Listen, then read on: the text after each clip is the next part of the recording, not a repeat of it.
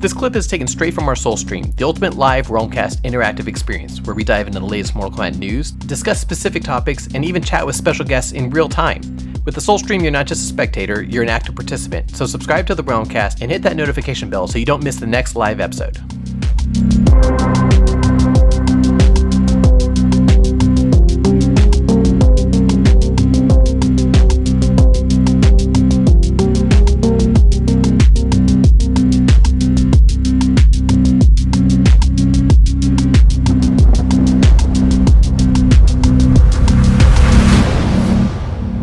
The Soul Stream has begun. Mortal Kombat Online and the Realmcast live show, bringing you the latest news, thrilling interviews, and much more, all live and in real time. And the best part, you can be part of the action. So join our conversation by chatting in the live chat, wherever you hear our voices. Was that intro music a little loud, Yanni? I was like just waiting for it to like. On one hand, I was waiting for the episode to kick in, and on the other hand, I was like, no, this shouldn't stop. I am your host, the Mortal Kombat Phantom, and with me as always is my co-host, our lore master, Yanni. Welcome, Yanni. Thank you, Phantom. And I think today is our 8th and also returning Soul Stream guest in similar fashion to our last returning guest, the Force Snake. We finally managed to bring you back. History Behind the Warrior, welcome back. Thanks for having me on, guys. It's super nice to be back. And like you said, it has been a hot minute, and thank you for having me on. It's lovely to have all these amazing people in chat joining us as well. But, thank you two for bringing me back here and doing such amazing and lovely content for the channel. Yanni, why don't you kick us off with some news? All right, so Mortal Kombat 12. What we were all here for. Should we take a break here, guys? Wait, so is it officially tinfoil hat time? It is getting there. We are... Yeah, no, you know what? Yeah, it's tinfoil hat time. Let's do this. So let's start off with Boon's spaces. Oh my god! Yes. Since we were talking about collector's editions, I was like, "Here's something I made earlier." I'd buy that for €250. Solid shape. That is amazing. You have to keep that on from now on. Like that's just how your model looks from this point. Let me face it, angle. There we go. I've been waiting on this for like 2 hours, so I was kind of like, when we get to 12. I admire the prep you put into this episode. I really do. We have to bring him on again soon just to see what he does next, right, Phantom? How do I one up this? You said 2 hours, but the last time you were on here was 2 years. Have you been waiting 2 years to show us this? We don't bring that up. So let's get into Ed Boon's tweets and Mortal Kombat 12. First, I think on the 29th of April, if I'm correct, Ed Boon posted a Twitter space, which everybody started getting really into. Now, History, you're going to have to read this one for us. Zip Plint Flow? Zip Plint Flow. Unless it's one of those weird ones where it's like the Z signs, or it's like Plimp Flow. Yeah. That's what I'm seeing. So everybody was trying to figure out what this was, because it was also accompanied by audio, is the best way to put it. Phantom, are you going to play that for us or no?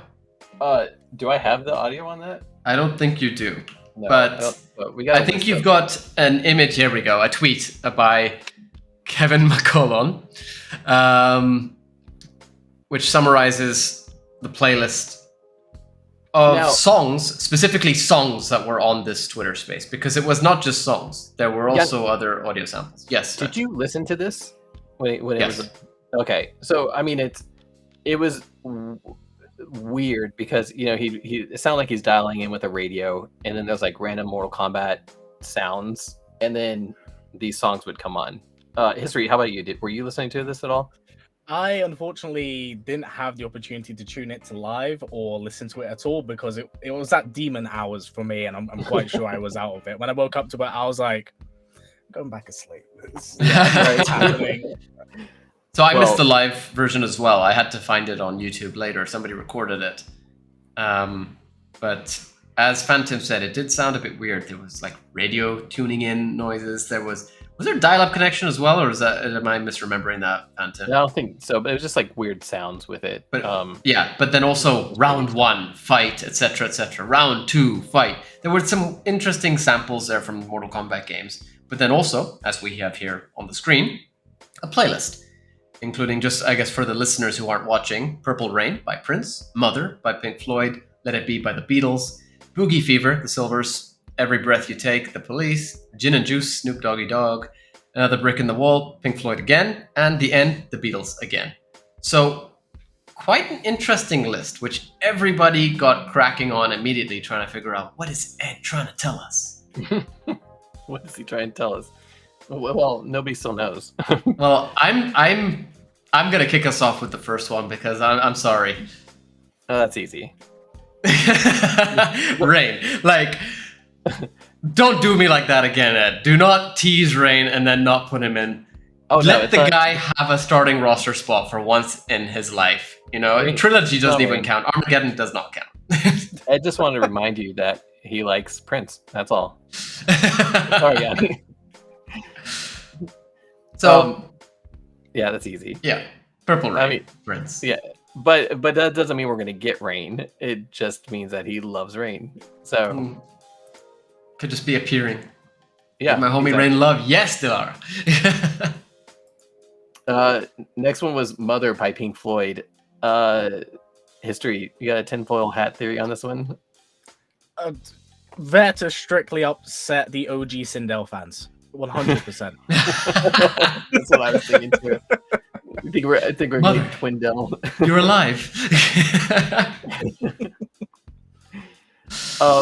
Next up is Let It Be. No. Let's not skip ahead you yet. got- I'm you got more? sticking on Mother for a second. Okay, What what if else? instead of upsetting the OG Sindel fans, he's upsetting all Mortal Kombat fans, and he's considering Devora a mother of the Chitin? Oh, I mean, as long as that doesn't bring in more of them, because they're just going to kill off all our favorite characters at that rate. Let's not paint that pool. We've already seen that in like every Devora ending, and I'm like, I ain't ready. I hate bugs. Every way. Firstly, Edo Nature, you're all sleeping on smoke. Oh, we are not. He's one of my favorite characters. Don't worry about that. Goldie Milrose, hi, nice to see you again. And I am loving everybody saying Rain is a fan favorite. Rain deserves a huge role. He has so much potential. Boom. All right, let's continue. you just wanted that reaffirmation that Yes. Rain should be around. I will always call out, in a good way, the Rain love. Anyways, Rain is Rain. Let's keep going. Oh, Kronika, the mother of Shinnok. Goldie Milrose with a possible theory there. That is a Mm-hmm. horrible theory, Or- Goldie. Why would you do that? Or, piggybacking on her theory, Cetrion, mother of nature. Oh, yeah. Mm. Yeah. I'd rather see Right. Cetrion than Kronika come back, honestly. I mean, I'd rather I don't not want to have see to either. deal with Flawless Block Boulder and MK. Oh, And the tendrils. Here we see two artists come together. Hi, Goldie. Do you know, Okay. I would love to see Chameleon come in as a mother of like The like kind of like- Saurians. yeah, Mm. like we talked about in our dream roster soul stream, making her team up with Reptile in some way, and I don't know, that'd be cool. No, that'd be cool. Or Sonia, mother of Cassie, as well. By the way, that's a fair point too. We totally forgot that one. Jeez, I feel like an idiot. You guys are on it today. We need our own tinfoil hats. We're Yeah. In my defense, I'm not wearing a hat, but Phantom has no excuse, guys. Sorry. It's not tinfoil. All right. So, any other mother theories? I mean, there's a lot of more mothers in Mortal Kombat. I'm just waiting for somebody else to come up with something. I should have pulled up that Mother's Day tweet that Mortal Kombat makes every year, just so we could have dove into that. That would have been a good idea. Yeah. All right, Delara's drawing me a tinfoil hat. Let's do this. All right. So let's go on. Let It Be by the Beatles. I don't know what Let It Be could be, but when I hear Beatles, I think bugs. So my thought was we possibly could be getting Devora. Sorry, before we get into that, I have to comment on Jesse Brightside's. Kitana is suddenly pregnant. So, I didn't think we'd have to get into this today, but you see, when a mother loves a father very much, Yeah, you can't. Kicked off.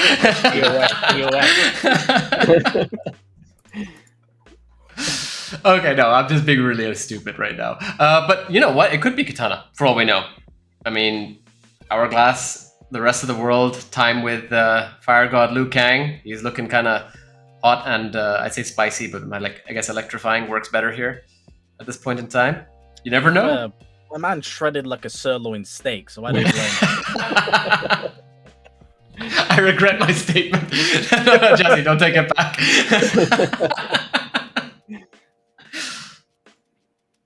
All right. So, any other ideas on the Beatles? Let it be. Let it be. Anything history? No, that's both like super cryptic. It's again, it can go to like a bug theme, or maybe this might just be like them maybe leaning into the idea of like time travel and it's like, this is how it is, we aren't going back, we're letting it be.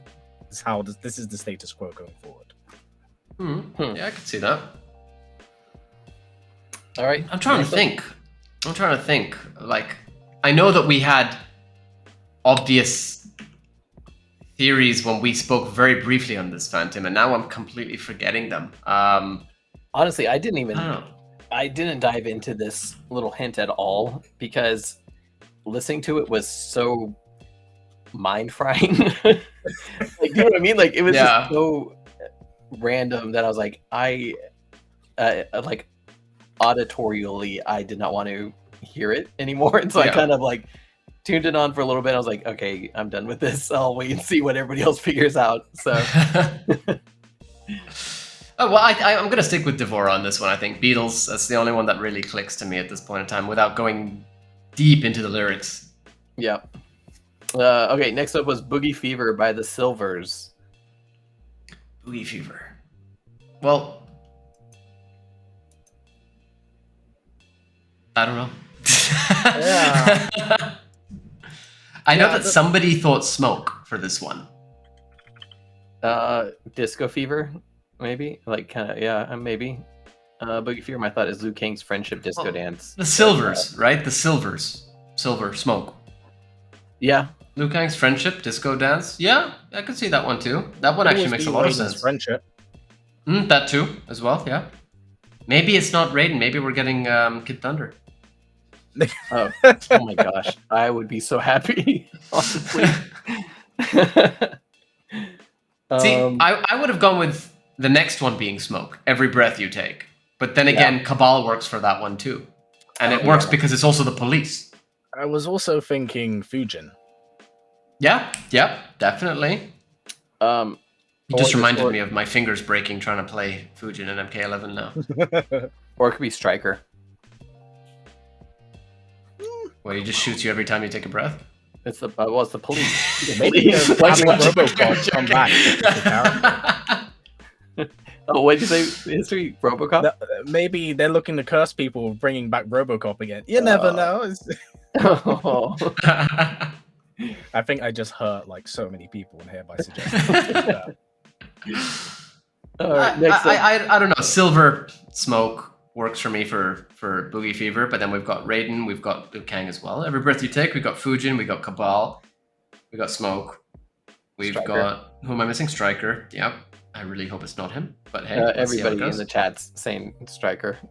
Yeah, so but I mean, we're just focusing on the police rather than Every Breath You Take, right? But it does fit. I don't think we're getting Chrome. I'm pretty sure Ed has confirmed we will never get Chrome. That's not the equation. Just such a shame. It really is. Oh, Viv Grimholt says the Silvers for the Cyborgs. Yeah, that would work. Yeah. Mm-hmm. All right. Boogie Fever, all different colors. What we got next? We've got Gin and Juice by Snoop Dogg. All right, Joe. Oh yeah. Yeah, that's a good one. I mean, that's it. That one fits quite well, but I'm just trying to think in terms of, characters other than Boraicho who might fit with this. Okay. Any well-known? Oh, yeah. Haven't seen anyone do this. Do you want to read this? Tag EB. Yeah. Okay, deep tinfoil hat moment. I haven't seen anyone do this. First letters in each song, bottom to top. Tag EB. Ed Boon question mark. LMP. Late May PlayStation. I know Probnata, but just saw it. You know what? Even if it makes 0 sense, I respect the tinfoil hat that you've got on because you have totally just destroyed us. I'm upset that we don't actually have tinfoil hats for this episode. I mean, me too. History's the only one. Gotta commit. See, Snoop. This is what I was thinking. Snoop means smoke, right? Like. Oh yeah. It's like that old artwork of smoking kills, and then the guy saying, "Pff," and then he takes a drag, and then just smoke comes out the ground and uppercuts him. All right, next Borracho, Snoop Dogg. Okay, another brick in the wall. I'm going Tremor here.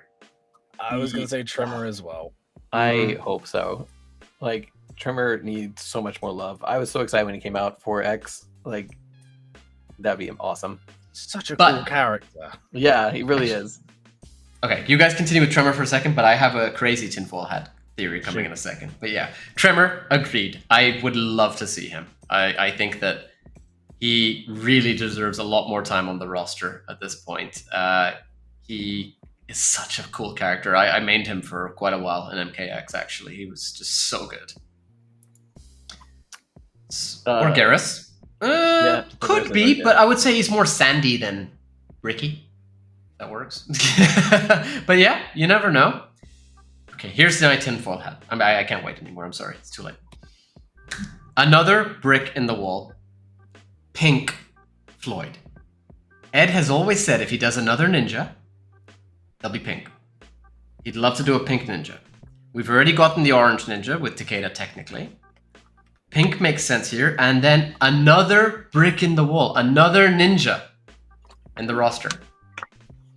I did warn you it's tinfoil hat, but... I mean, the series kind of needs a new ninja, because we haven't had a new ninja, really, since Tremor or Scarlet, and they kind of already existed in their own separate entities, so I think we'll... I'd argue Takeda, potentially. Yeah, no, you if anything, he's the most ninja out of them all, if you think about it, other than Smoke. Yeah. No, he is. In saying that, they don't seem to like the character, so I guess we're gonna see him. I will never understand how we got Jackie and not Takeda for an MK11. I will never understand that. All right, so topic makes me sad. Here's a fun thing that I hasn't been said in the public that I do know of. I do know that Takeda was considered for 11's roster, and it was one of the many characters that was on the cutting room floor. I know there was a few. I know there was someone in the studio pushing really, really hard for Havoc, but never quite managed to get enough. The studio's like behind it because it's always a team effort. But yeah, they were like, we could shove him off for a little bit, and I know it's actually made a lot of people go, we would have liked him back. But considering his gameplay from X to 11, I'm okay with biting that bullet and saying, I don't think he would have worked. I'm just curious now that you've mentioned that. Did they ever mention Serena? Because I have heard that Serena has been cut from almost every single roster before the game's gone live now for the past how many games? So the two characters that I hear quite a bit that a lot of people say were on the cutting room floor, but I haven't heard anything about them, has been Serena and it has been Tanya. Okay, it's that's been those such a shame. I've heard so much about, but I'm like, from what I've ever heard about it, they were never at one point like kind of considered for it. Okay, all right, interesting. Back on the topic of a possible pink ninja, Ali says the same, or sorry, Ali says the same thing that I was thinking. No, wait, not that one. There's not that one. I saw you bring up another one. Wasn't that Edo? Edo Naito RR? Let me see if I can find it. But basically, as far as it's Jesse Brightsides. There already is a pink ninja, and I'm probably gonna get yelled at for this because it's magenta. But Melina, she is pink. Like, that's our pink ninja, right? Sure, but with that logic in mind, I feel like you could argue that, hey, Kitana shouldn't exist because Sub-Zero is there. They're both blue. Oh, so you think we're gonna pink male ninja? Yeah. Oh, possibly. That'd be interesting. Maybe. But there's another comment you should bring up. Where was it? Firstly, Edo's comment about Ed. Oh yeah. You see that one? Is it this one? Yes, this one. I remember this. Ed did say very likely for Tremor being in the next game, so that one kind of fits quite well. I think that's a very good point. And then there's another one by Pumpkin, which is Chameleon is a rainbow ninja. Oh yeah. And that's also a very good point, because if you think about Dark Side of the Moon, Pink Floyd's album, that is a prism, right? The rainbow. Yeah, maybe. I mean, I don't know. I think these songs are chosen specifically for a reason. It might not even be character related. Like the Maybe last not, song, but it could be multiple meanings. The last song on the playlist is "The End" by the Beatles. So that, like, maybe this, like maybe there are multiple meanings, or maybe the end could be kind of hinting at what happens with the next little reveal that we got. So what about Blaze? He was considered the end, Armageddon. Oh, that would be interesting to do. That would be very interesting, but it's one of those weird things, right? If we're going like full reset, and they've kind of changed how things are going, and they're rewriting time and stuff. Would Blaze be pivotal or important again in that instance if the Pyramid of Armageddon doesn't exist? Right. Potentially, but what if we are? Because right now, this is one thing we haven't actually talked about yet. We don't know what's happening with Mortal Kombat 12 right now, but everything is pointing towards a complete reboot, right? But what if we're not just going right back to the OG tournament, or what if we are and then we're getting something else? What if it's something completely different? And for all we know, Blaze pops up. Maybe it is Armageddon this time, except we've skipped everything else. We're at Armageddon from an earlier point, and we're moving past Armageddon from the get-go to say, hey, there are no more reboots after this. Because if we're honest here, they have rebooted too many times, and it looks like they're rebooting again. So I have a sneaking suspicion of what they're kind of going for, to be fair. Yeah, same. All right. I have some ideas.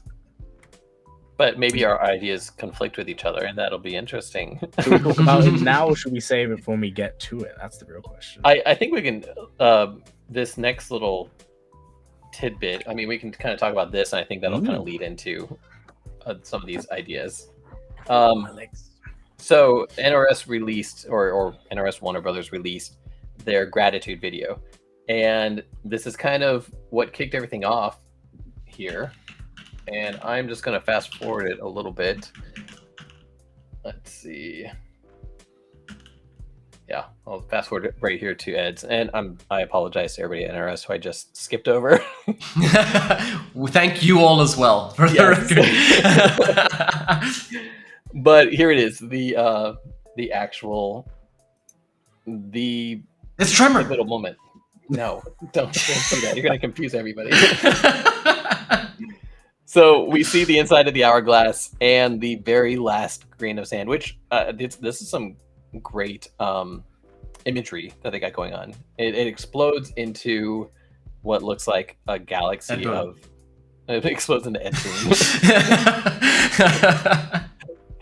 And then the toasty sound cues right here. Toasty! And then we got a galaxy. So, yeah, I mean, that is kind of where we're at. And let's talk now. I think now's a good time to talk about. I think now's a great time to show off all the amazing memes that I put literally 10 seconds into for each. Did you send them to me? I just opened up the Instagram. They were so stupid, but people seem to appreciate them. So I'll take that. I've been so happy with all the MK12 news because it's revitalized my meme machine,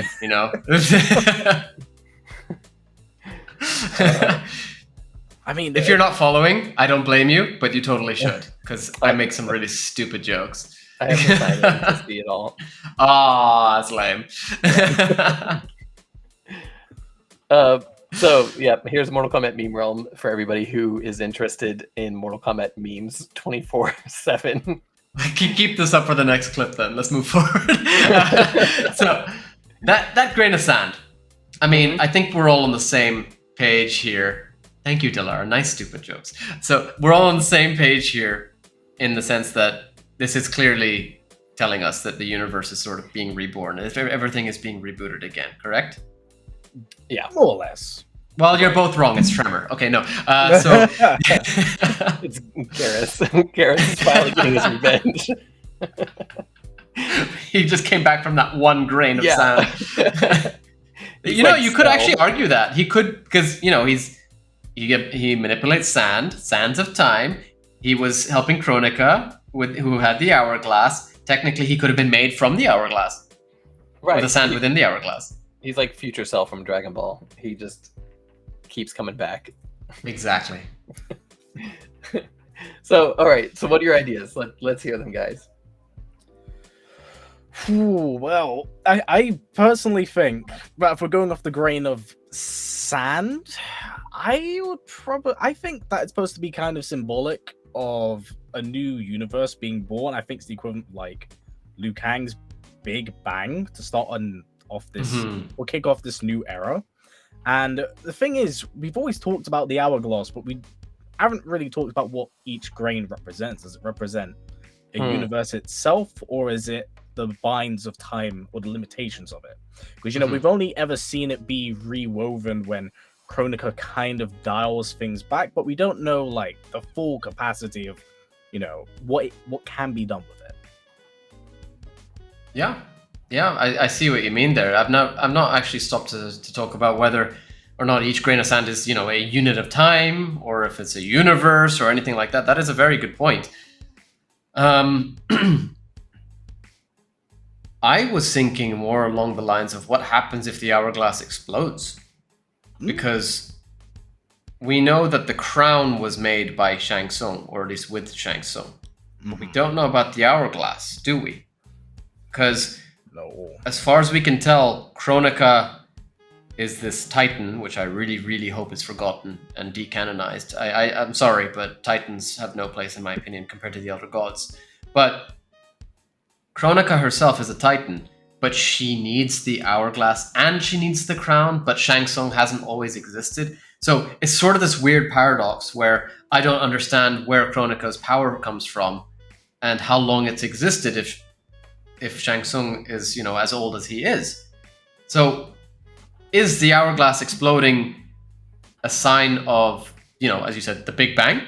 Or is it saying, hey, this is the last time that time is able to be rebooted at this point.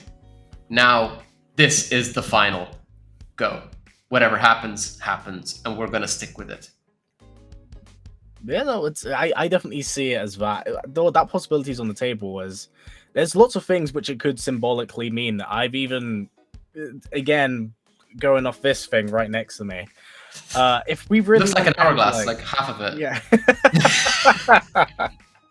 If we want to see like how far we can kind of stretch and go with that idea, there's always the possibility if you want to take it in a darker direction and not follow through with the Kung Lao ending.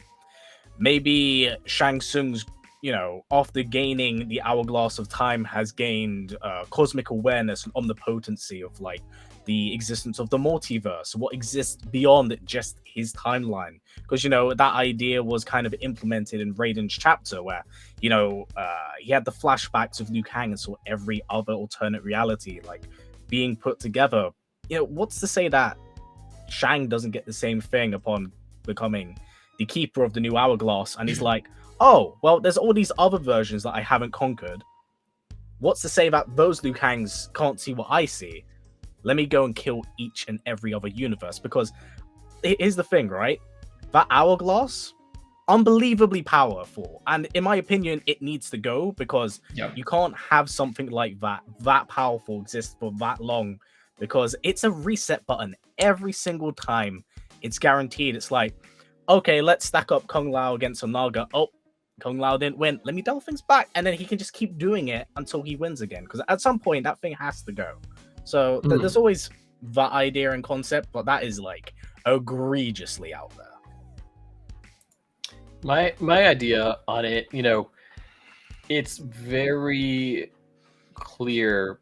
Like the things that are very clear about it is that Grana's hand explodes and it seems like a new world. So I don't think it exploding is a good thing, and I kind of feel like what we've gotten with our second hint is that Mortal Kombat 11, like they said before, that's the end of the story, and whatever's coming next is a brand new story. I think it's probably going to pick up where 11 ended, but like kind of how Armageddon did with, or Mortal Kombat 9 did with Armageddon.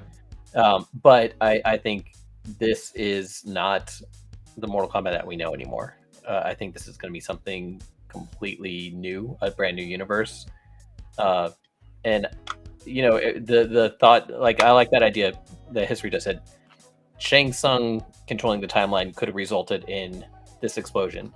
Liu Kang controlling the timeline could have resulted in this explosion. Either way, that story's finished. This is something completely different we have coming out, and I think that kind of goes to show with the second teaser trailer that we got.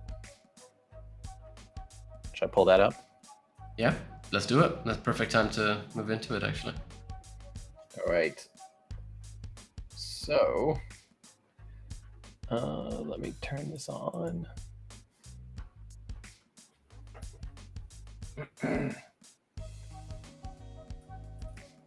All right, so the second trailer, which just dropped, was it yesterday?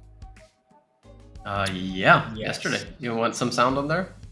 I don't want to because we've had issues before with Okay, gotcha. turning sound on stuff. But yeah, so it is just the clock trailer, which Yanni has plenty of memes for, and there was so much potential there. Okay. So this was accompanied by Ed's tweet saying, "What time is it?" I think it was. is that what Ed said? I know think Mortal so. Kombat had some of the specifics to say about it. Let me pull up their tweets real quick.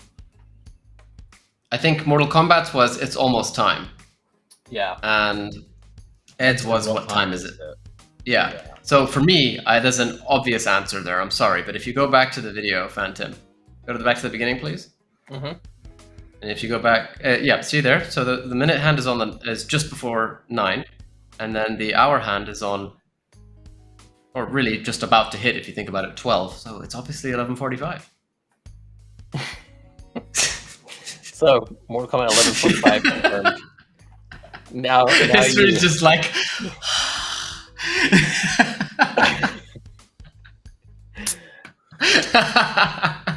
yeah. You did this. Cheers.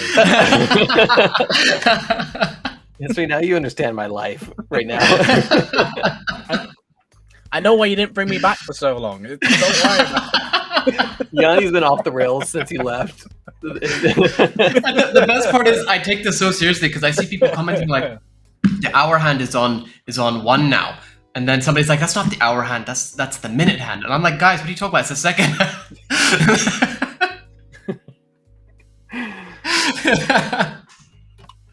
So, what do we all think this is? Is it 11:45 in the world at this point in time, or what's going on?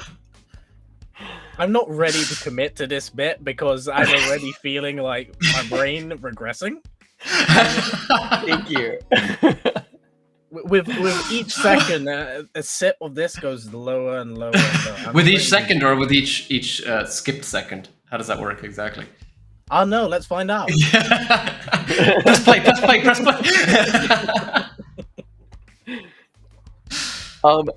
The amount of theories that have come out of this clock make my brain hurt. Like, we The have spaceship people... one's definitely up there for me. Oh, where is Spaceship Guy? Let me pull up his... You got a name, man. You've got a name now. Trademark, change the Twitter handle. Spaceship Guy, MK12. I don't know if I can find it still. I don't know if I still have access to it on my chat.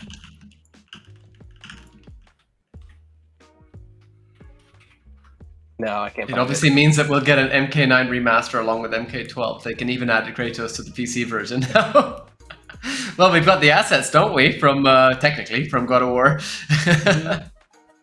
I would love that if they did like kind of like a remaster, but we played with some of the old assets that they had and brought back some of these things like God of War, Freddy Krueger in a remastered version of a new video game. I mean, they kind of already do that with 11. Like, you know, you had Terminator who's using Predator's stuff. So why not? Give us what we want. It'd be nice, but I'm pretty sure the unfortunate nature of regarding like an MK9 remaster is just that Freddy Krueger inclusion. I know. It's not happening. It burned them so bad. It really did. So for those who don't know, they ended up having It's to just pull... me, Mark, is spaceship guy, everybody. Oh, they find him? Yep, he's back. Yes. So the hero himself. It's just me, Mark. Send us a screenshot of this. And I don't know if I can find the exact timestamp on here when it happens, but he noticed a little tiny... I mean, there's so many things floating across the screen, but he noticed what he believes to be a spaceship.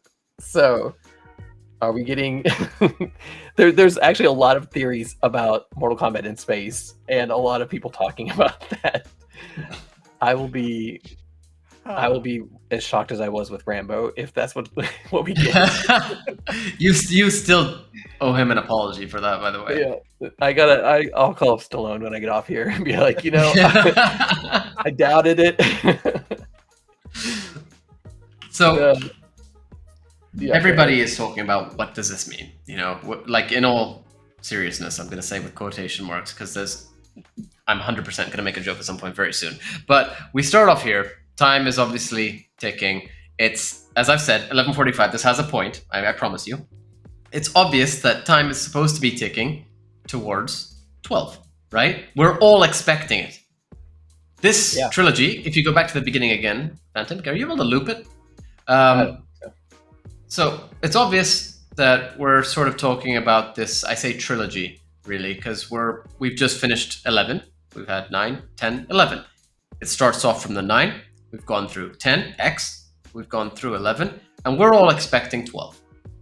And then NRS like to screw with our minds and say, hey, no, there's no 12 here. We're going straight to 1. So everybody's been talking about Mortal Kombat 12. Mortal Kombat 12, Mortal Kombat 12. And then NRS are also saying, but what do you mean 12? There is no 12. We're skipping 12. Yeah, there's been a lot of tweets like that. Yeah. And now, all over Twitter, and really, well, everywhere, everybody's saying Mortal Kombat 1. Phantom, you're going to need to pull up the latest picture I sent you. This is my theory. Oh, and as much as it's a joke, I'm actually serious. Oh, so we really committing to this bit? Well, I'm committing. I'm going all in.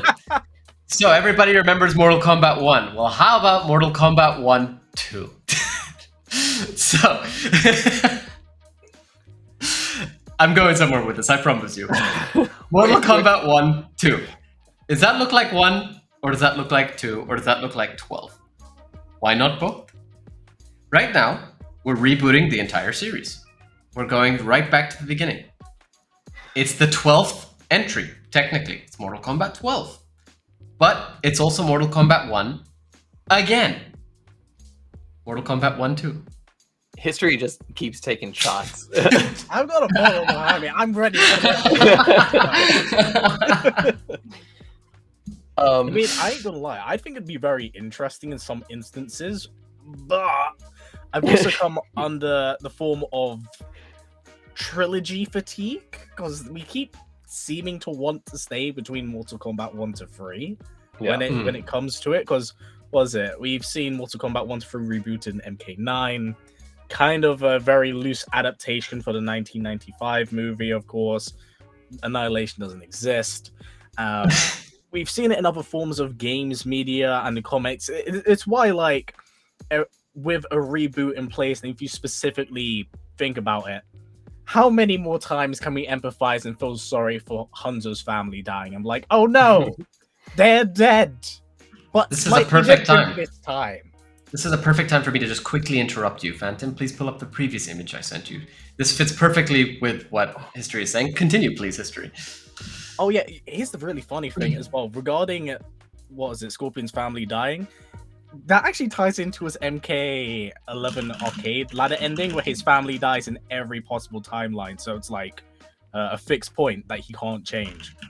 But so I'm kind of hoping that jumping into the next game, we get like an ancestral line or just something different. Oh dear, cries and Shiroryu.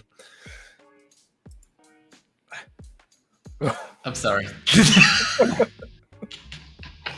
Young is so distracted. No, but to be fair, like this is actually why I sort of made this, because it's like, oh my god, we're doing this again. It's exactly what you're saying, history. How many times can we do the same dance, right? And poor Raiden, at this point, maybe it's Liu Kang for all we know. How many times are we going to reboot the series? How many times can we have the exact same things happen? And that's why I feel like, see, Dilara appreciates it. So that's why I feel like, as Synclone just said, Onaga is going to be integral in some potential way, because we've done MK1, we've done MK2, we've done MK3, we've actually done MK4 technically in MKX as well. So why are we thinking, oh, it's going actually only going to be Mortal Kombat 1, when obviously this is a complete reboot? What if MK1 this time is going to have some take on the 3D era? Could be Onaga, could be the Deadly Alliance, you know? Well, I have something to say about that. I think they're going to requel it. So, NRS typically have a really, really big record of wanting to follow trends and fads that are quite synonymous with like media, that excluding not just games but also movies. MK9 kind of came out during the late 2000s boom of like horror movies or movies being made post-millennium to a new audience, a new generation. MK11, that game was kind of made in a lot of different ways and layers, but I think they predominantly wanted to kind of capture that Avengers moment of people coming through the portals who they haven't seen in a very long time, with the time shift and merge that we got from Chronica. So I'm just kind of like, what's the big fad in Hollywood right now with, you know, movies and stuff and passing down legacies? It's not just remakes in terms of video games like Resident Evil or other things. It's kind of requeling, taking the original framework, modernizing it, and adapting it to a newer audience while still simultaneously keeping it in its roots. So I think with everything said and kind of done, we're already familiar with the framework of Mortal Kombat. And they're probably like, oh, you want the same, but we're going to do it slightly different this time. We're going to put our own spin on it while still keeping things relatively the same. Like, capture the essence that you really liked in like Mortal Kombat 9, but put that twist on it that you guys kind of liked or enjoyed. I see what you're saying. That's kind of like they did with the Scream trilogy, and like you're saying, a lot of Hollywood is doing that lately. I feel like they've kind of already been trying that with the last couple of games, and my idea from these hints so far is that, you know, okay, we had Chronica previously. Chronica has reset the timeline like an endless amount of times. Now we're seeing the last grain of sand. So perhaps Liu Kang kind of realized the only way to make this work is to not play at all and just destroys everything. So it's not that we're getting a new timeline, we're getting Infinite Earth style of story. Like, you know, there's anything can happen now. It's not just kind of putting people in different places and messing with time. It's alternate realities. It's something bigger and more grandiose than anything we've seen so far. Yeah, no, I can definitely see that. I can definitely see that because, as I said earlier, man, that hourglass, it has to go at some point. You can't keep having that around. It's too powerful. Right. Yeah. See, I had that exact thought. We brought on Jeremy Adams, as we've mentioned already, writer for Mortal Kombat Legends, and we were talking about the latest Legends movie, Snowblind. And he said how with the Hourglass, there are infinite possibilities of potential multiverses in Mortal Kombat. And on one hand, he's completely right. And I love that he used it so creatively. I think that it was a genius way of using it for Snowblind. I love Snowblind. It was a lot of fun. But on the other hand, my concern, and I think you definitely echo this sentiment considering your last comments on our previous episode with Fourth History, it completely messes up the canon. You don't know where to go with this. You don't know, is what we think about this character canon anymore, or does that not exist? What if this person is completely different in this universe? And on one hand, while that is exciting, it also means that you never know what to expect, which is kind of a shame for Mortal Kombat fans because that's what we do, you know? Mm-hmm. Firstly, we have a canon that we love and we learn so that we can discuss. But two, we're able to theorize on what's happening in future installments or what's going to happen to specific characters, etc. So if you look at Mortal Kombat X going into 11, we all thought Dark Raiden and then Liu Kang and Kitana being rulers of the Netherrealm was going to play a much, much heavier role than what they actually did in 11. And really, seeing Dark Raiden disappear literally within 10 seconds of his first appearance, I think, in the actual story mode, was actually such a shame. It felt like a kick in the teeth. It was like, okay, we've been theorizing this whole time, and now you're going to sit and tell me that we could not have guessed it. So what was the point of the last game's ending? It sort of makes, or rather, it sort of mutes the ending of the previous game. So it needs to tie in my opinion, to Mortal Kombat 11's story, which is really, so far, what it seems to be. You know, as Fan Tim has just said, we have Liu Kang breaking the Hourglass because it's like this is the only way to beat Kronika's endless shifting of time. The only way, get rid of the Hourglass. And as you said, History, it's too powerful. We already have the Kamidogu. Those things themselves are already too powerful, really, for the realms, the world. But those are already established, and it's okay to have those, and let's just say Shinnok's amulet. But then we start throwing too many items into the mix, and it's like, okay, well, why isn't somebody chasing down this or this or this or this or this, since there's so many options? We need to have a set limit, I feel, on these sorts of things. The problem is that when it comes to basically they're all MacGuffins, like you either keep them or you have to get rid of them. They have to be destroyed. They have to be annihilated. Because, like, hypothetically, what's stopping someone from getting all of the Kamidogus, melting them down, and making a literal sword out of them that can warp reality? Like, there's nothing there. Like, you kind of, like, there has to be something done with it, because you can't leave, like, your WMDs left in, like, your garden. It's like, oh, okay. You know, I just got 6 nukes there. Don't worry about it. Shujinko's taking care of it. Don't worry. Yeah, it's a real big pivotal issue, and I hope going forward we kind of stray away from that, because it's just a little bit too problematic. And if we are going into like a full reboot, I'm perfectly fine with taking things back to basics and just having it be a tournament and then re-establishing and rebuilding from the ground up. Because like I said, with the whole Kung Lao ending, maybe the whole Mortal Kombat 1 thing isn't the fact that it's supposed to be taking place during the events of Mortal Kombat 1. Maybe it's the very first tournament to take place in this timeline, which, you know, hasn't really been established yet, because when Kung Lao's talked to by Liu Kang's like, what tournament? What was he talking about? So, you know, that's how I'm kind of looking at it, but, you know, we will see. We'll see. Well, that actually ties in perfectly to what we were just saying about, you know, needing to lead on from the previous game. That was one big issue everybody had with 11, not leading on from MKX's ending. So if that is the case with Mortal Kombat 11 leading into 12 or 1 or whatever you want to call it, if it is the first tournament, that's a perfect way, in my opinion, because that firstly tells us, hey, we're going from Liu Kang's ending, the good ending, I suppose, in MK11, into the Great Kung Lao, which everybody really does want to see, you know, into the first tournament. And that actually fits very, very well. And that would be something that I think we've actually already discussed, if not with you specifically, History, if I remember correctly. I'm not sure. here's the crazy thing, right? There's so many legacy characters at this point, and we learned their heritage. Like, so much has been done with the Matokan line, and you learn about the Night Wolf mantle. Hell, the Scorpion name could also end up being a mantle with a different member of the Shiryu. Why not Exactly. the original Hanzo Hasashi who got killed off and by a poison tea? We already know there's some form of ancestry with Kenshi and what was it? And Sub-Zero with a family and a grandfather being a cryomancer as well. The portrait we had in the was it the cursed, that awful stage, Sky Temple back in MKX. Oh yes.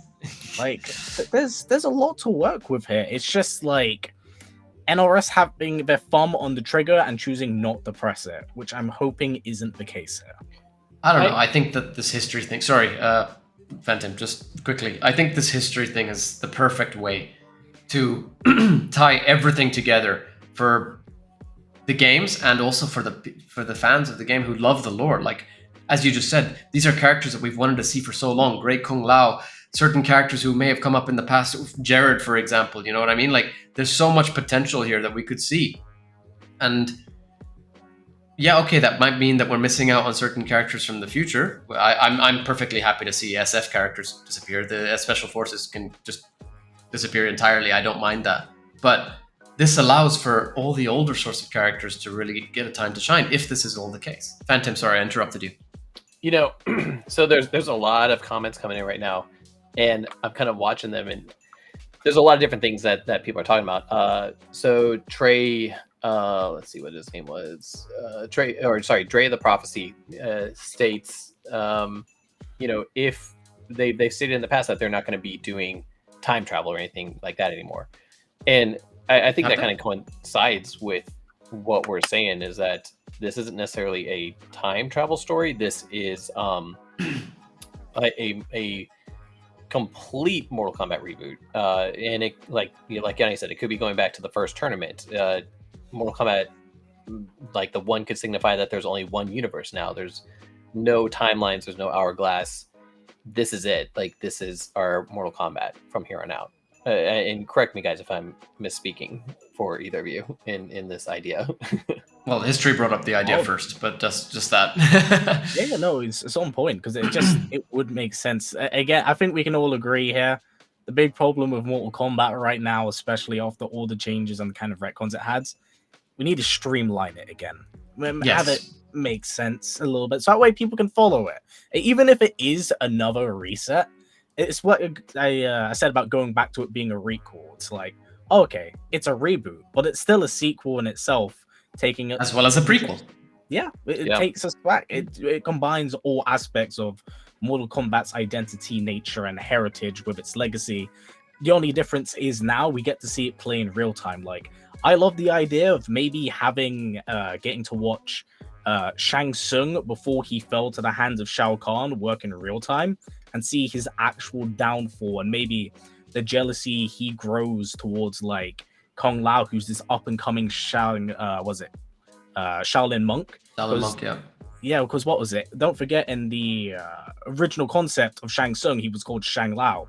Maybe when he fell to the hands of Shao Kahn, he discarded that name out of spite because of Lao itself. That would be an interesting take, although I think Tobias has specifically said they ended up, splitting the names for those specific characters at that point. But I get where you're going with that, and that's a very interesting idea, because you're right. This could enable us to actually dive so deep into these characters in a completely different way, where we see entirely different facets of who they are because of the time. Like, we've had these characters in the games, but they've all been around a specific period of time. It's always been within that sort of timeline. I say timeline loosely because I mean one specific timeline, or I don't mean one specific timeline. But point being that they're that same sort of age, I suppose. They've been around for as long as they have already, but we're not seeing the actual origins of those characters. And one thing I'm surprised nobody has mentioned yet is, if we are going back to the Great Kung Lao era, could we get the greatest Mortal Kombat character of all time? Zero. Now, hold on though. Okay, if time's this isn't even a new timeline, is my idea. Like, this is a new Mortal Kombat. Like, you can do whatever you want with it. You could have Great Kung Lao, and you could have Kuai Liang and Bihan, and they're all their own characters that don't have the relationships that we knew in the past, because there is no time anymore. There is just Mortal Kombat, and like you could be getting a whole new, entirely new lore with this kind of idea. And just to kind of sprinkle onto this theory and add a little bit more tinfoil hat. Hold on, I got a meme for this. Thanks to Tabmock. Yes. No, we got a better version of this. We actually have a better version of this, which I promised Tabmock I'd post and I never did. Oh man, where is it? Oh really? you know the version. I know the version. Yeah. Actually, I think Ed might have shared it himself. He did. It's so good. Oh yeah. I don't have it, but send it to me and I'll share it's that. So good. Quick.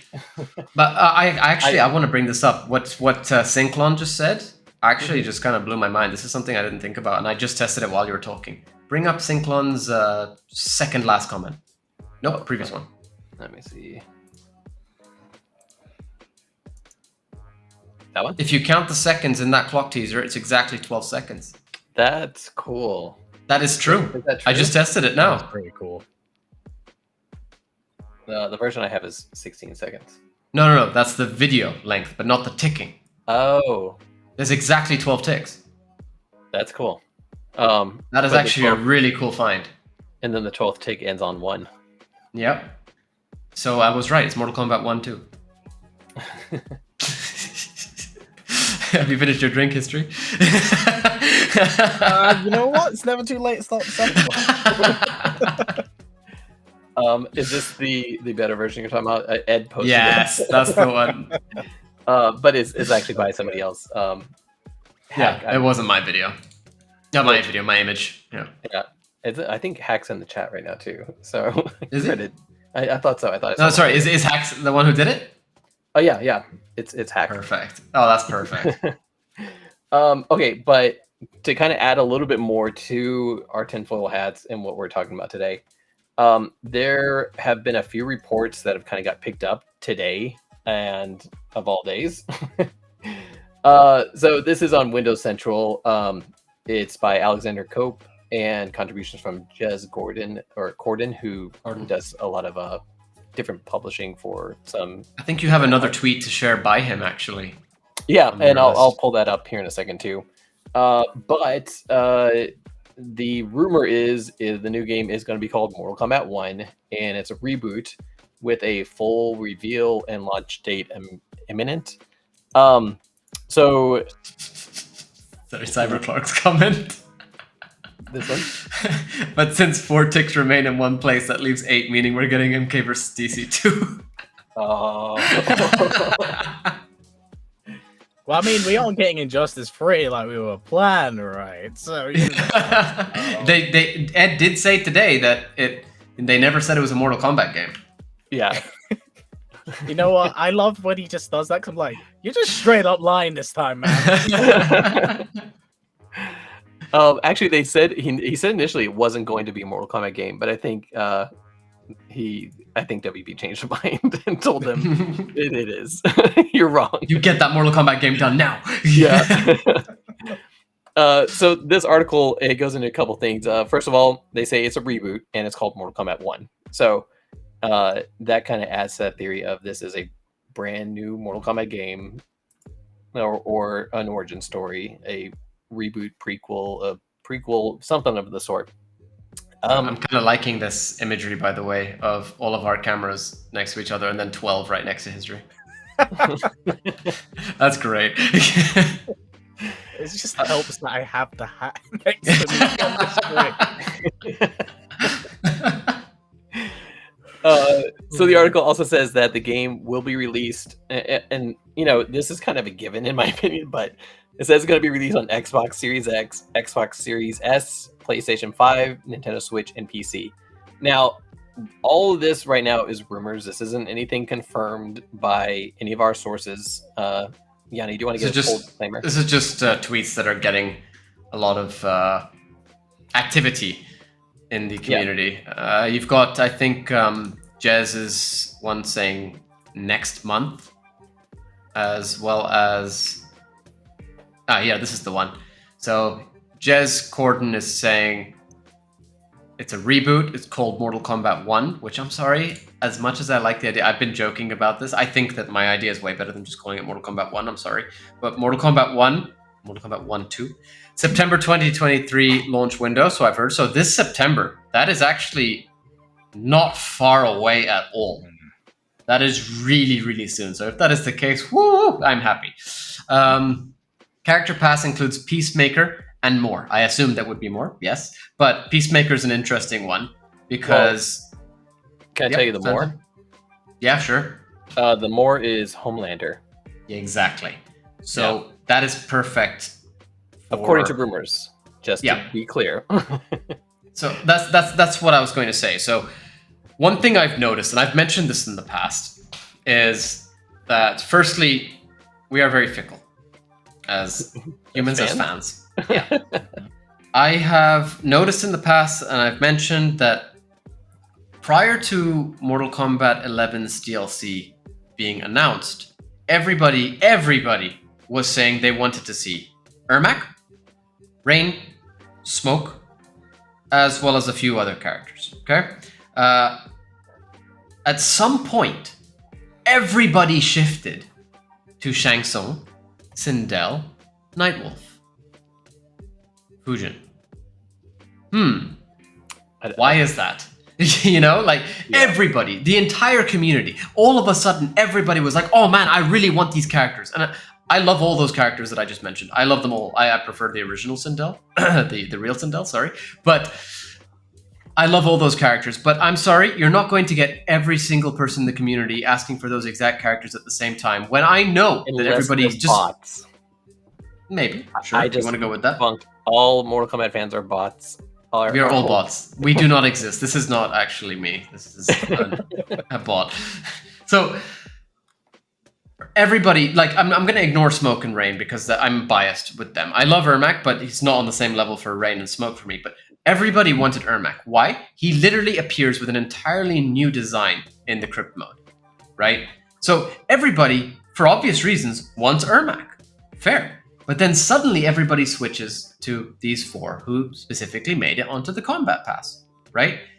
I feel like there's a bit of, what's the word, I guess, leak bias here. So they'll hear about certain characters and it kind of fits with the time. And you see the same thing with the guest characters, which is where I'm going with this. Peacemaker, Homelander.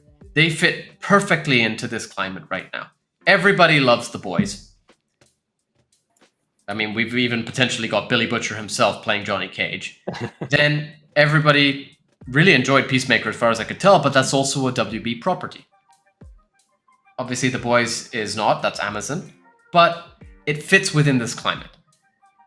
This seems very, very likely to me. I don't see this not being the case unless we get another sort of issue, which we seem to have had with, for example, Ash Williams. I swear Ash was going to appear and then something went wrong.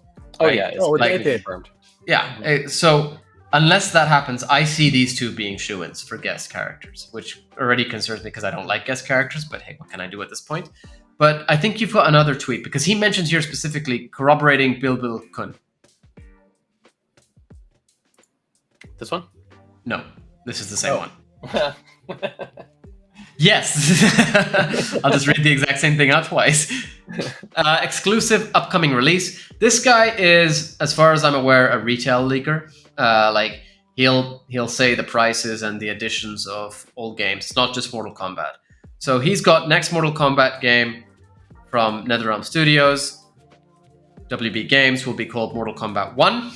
PC, PS5, Xbox Series S, as you just said, basically, Phantom. And if you scroll down a little bit for me, thank you. You got the standard edition prices, as well as a premium price and the collector's edition price, which all seem to be very fitting considering MK11's prices as well. Although, in my opinion, extremely expensive, but fitting.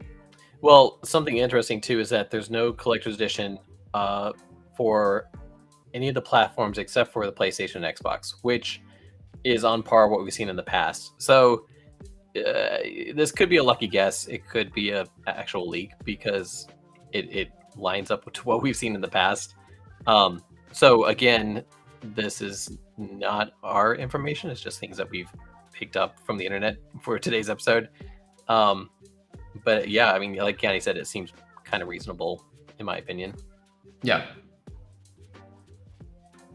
So, I don't know. There's a lot of leaking out there, which seems to fit very well. The guest characters really do fit, in my opinion. I enjoyed Peacemaker the show. I thought it was hilarious. I thought John Cena did an amazing job, by the way, as did the rest of the cast. I was cracking up the entire time. And I love the boys. I really do. Personally, I don't like, guest characters, as I've mentioned already. But if we do get John Cena as Peacemaker, that potentially opens him up for a striker skin. So that might be pretty interesting. I just remembered. Talking about John Cena, we did have a period where I think we talked about this on a previous Soul stream, and you even called John Cena out because he went around and followed every Mortal Kombat account out there. Yeah, including Mortal Kombat Online. yeah, MKO, Meme Realm, like everybody. So that could have been around the same time. Potentially. The secret that nobody knew they were keeping. I like the invisibility power by Humbucker for John Cena. You can't see him. Cyberclock, no PC price at all. At this point in time, considering the release states of the Mortal Kombat PC games, I think that's a blessing in disguise, to be honest. I'm sorry. Another Jedi so Survivor situation. Let it cook. Let it cook. Yeah, let it cook. That's a great way of putting it. Man. So, I think now is actually a good time to mention again our topic of the day, because we've really already delved into it quite heavily, and that is an MK12 timeline reboot and what this could mean to the overarching narrative of Mortal Kombat. As we have really sort of discussed this already to an extent, but I like it because and I did it on purpose, it ties into our last episode topic with Force Snake, which was the evolution of the Mortal Kombat franchise's different eras and the changes in gameplay and storytelling within them. In this case, we're really just discussing how rebooting would affect the overall narrative. Sorry, apologies for the repeat question, but if this is a new timeline, Raiden will be the most affected character. No powers, no mentor role now. What do you think his role will be? That's a good question. Do you think we'll get a Raiden? I would like to skip him. I know that's blasphemy, but I think Fujin deserves some time. Mm-hmm. Yeah, or Kid Thunder. I love Raiden. I really do. Like, he's the reason I put a straw hat on every single character I make in character customization games. But I would love to see Fujin get a heavier role. But even at this point in time, Liu Kang is most likely going to get a heavier role than Fujin himself.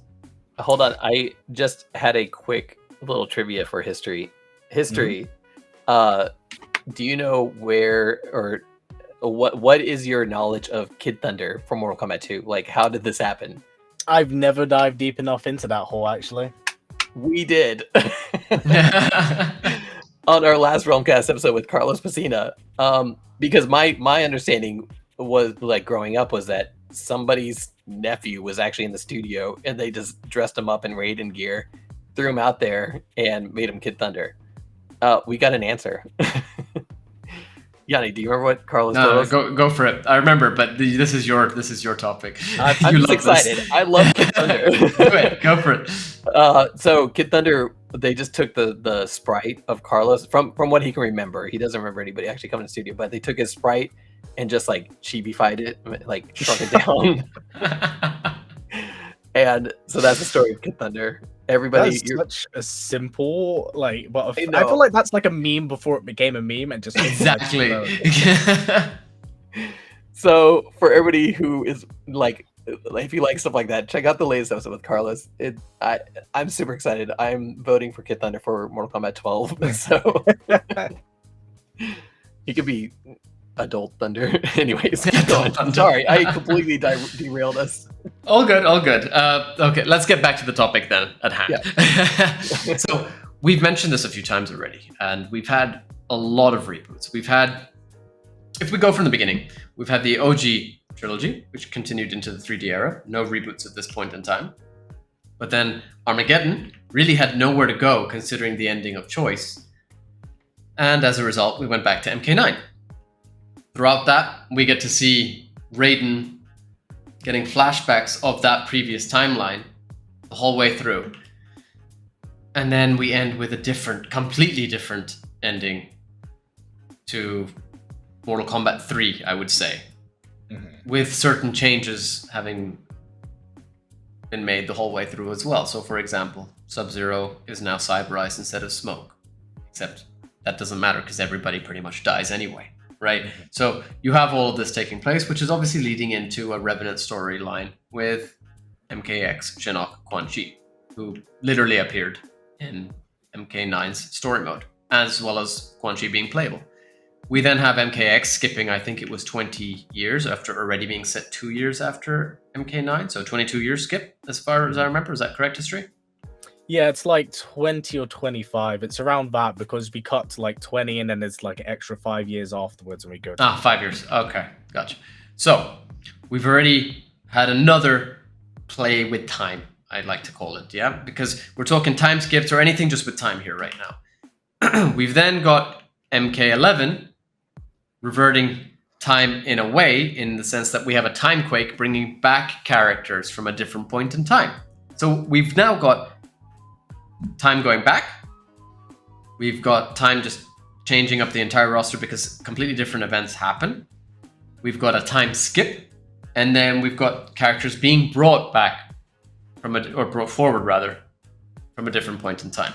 And then we have Aftermath, which has all forms of time play, but the best one to just say time being reverted once again, but in a completely different fashion here, so that it can affect the future in a different way again. So we now have MK12 doing it yet again. And this is where I think that time skip fatigue is coming in, which is why we keep all saying Hourglass needs to go. There's no question about that in this chat at this point. But what I'd like us to sort of focus on really is all of these time skips, or just playing with time in general, and how it's affected the overall story of Mortal Kombat. For example, just one example here being OG trilogy, being Liu Kang was the main protagonist, and then we kind of lost a real protagonist and kind of jumped into Shujinko and Taven, etc. But then with MK9, Liu Kang dying pretty much, we have Cassie Cage, for example. So like that's what I've got on the topic pretty much. So what sort of things can we talk about with how this approach to time has changed the narrative of the game?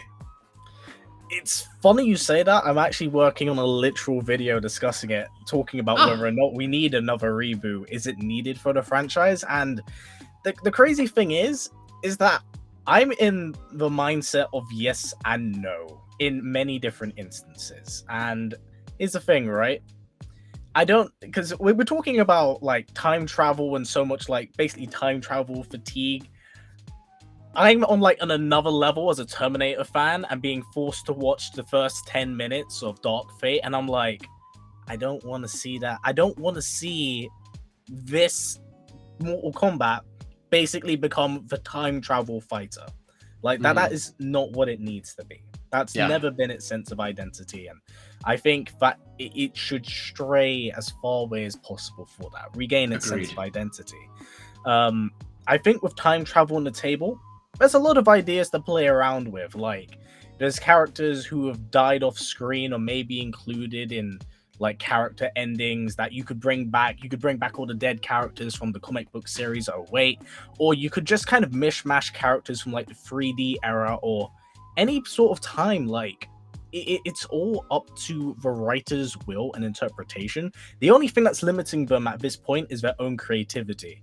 The only worry I have when it comes to opening up this Pandora's box of freedom of choice are the limitations you set, because when it comes to time travel or blending anything in, you have to make the rules for how far you push the needle before it breaks. Because if it breaks and it snaps, then you kind of get an MK11 sort of situation where everything kind of matters, but it doesn't matter. And, it's like with the whole kind of multiversal aspect of it, the inherent nature of it seems kind of cool on the surface because everything's canon, right? Would you guys agree? Yeah, I Okay. would. Yeah. Comics aren't canon then. So does the multiversal canon actually matter? That's the problem. That's There the problem. is Exactly. no clear direction for it. So they need to, like I said, streamline it, have it make sense, because it's a conflict of ideas, and you can't change something, then reestablish something. And that's not me like throwing jabs at the studio. It's simply me as a fan wanting to see them make something so big and diverse, simple and easy, not just for me to follow, but for newer fans to follow as well. Because I mean, it's why I make the videos I do, because not everyone has the time or the resources to play those games, and it becomes problematic when people can't follow that. Yeah, that is exactly the problem, and it relates right back to the comment that you made on our last Soul stream, where you're like, "Does that make all my videos pointless? Like, you know, like is anything canon anymore?" And that's the biggest issue. Like I've always been somebody who likes the concept of time travel, but it has been done to death at this point. Not just in Mortal Kombat, but in just media as a whole. Yeah, there's a sudden trend of time travel, and it's just. Okay, it's been done now. Let's move on. You know, we're done here. But if we can get a full-on reboot, which would mean there is no more time travel, and NRS or WB or whoever it is gives up this concept of a multiverse existing, and we just get that one universe of Mortal Kombat again. Because as you said, that is not the main. That has never been the main identity of Mortal Kombat. For me, the identity was always mysticism with martial arts and cool abilities. You know what I mean? As well as this random thrown together mishmash of characters of all types. You know, you got cyborgs with old school ninjas, with military characters, with this, that, you know, like random species from different realms. The realms was a big part of that identity, not the multiverse, not the different timelines, not the different worlds. That is where things went too far, in my opinion. Because, like, as much as I enjoy, like, the new characters they introduced, I like the new generation of characters, minus Shaggy.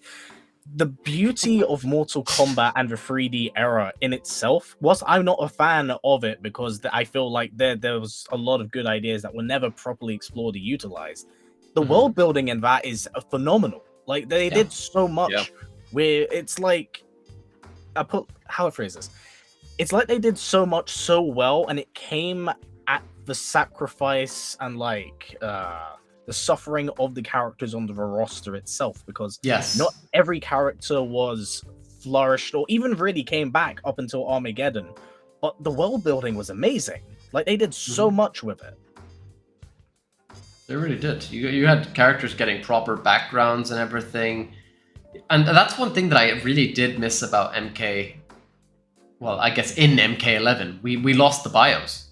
And those were such an integral part of the game for me. I used to literally just sit there, like, for hours. I know it sounds ridiculous, but I'd just sit there reading them. Like, I loved it. This was such a cool thing. In fact, MK9's crypt was one of the coolest things ever, because you were literally, you know, in this room where you could see the characters, their designs. You could choose their primary or their alternate. You could see how they were battle damaged and, you know, pristine. You could read all about them. They had another extra bio on the alternate outfit too.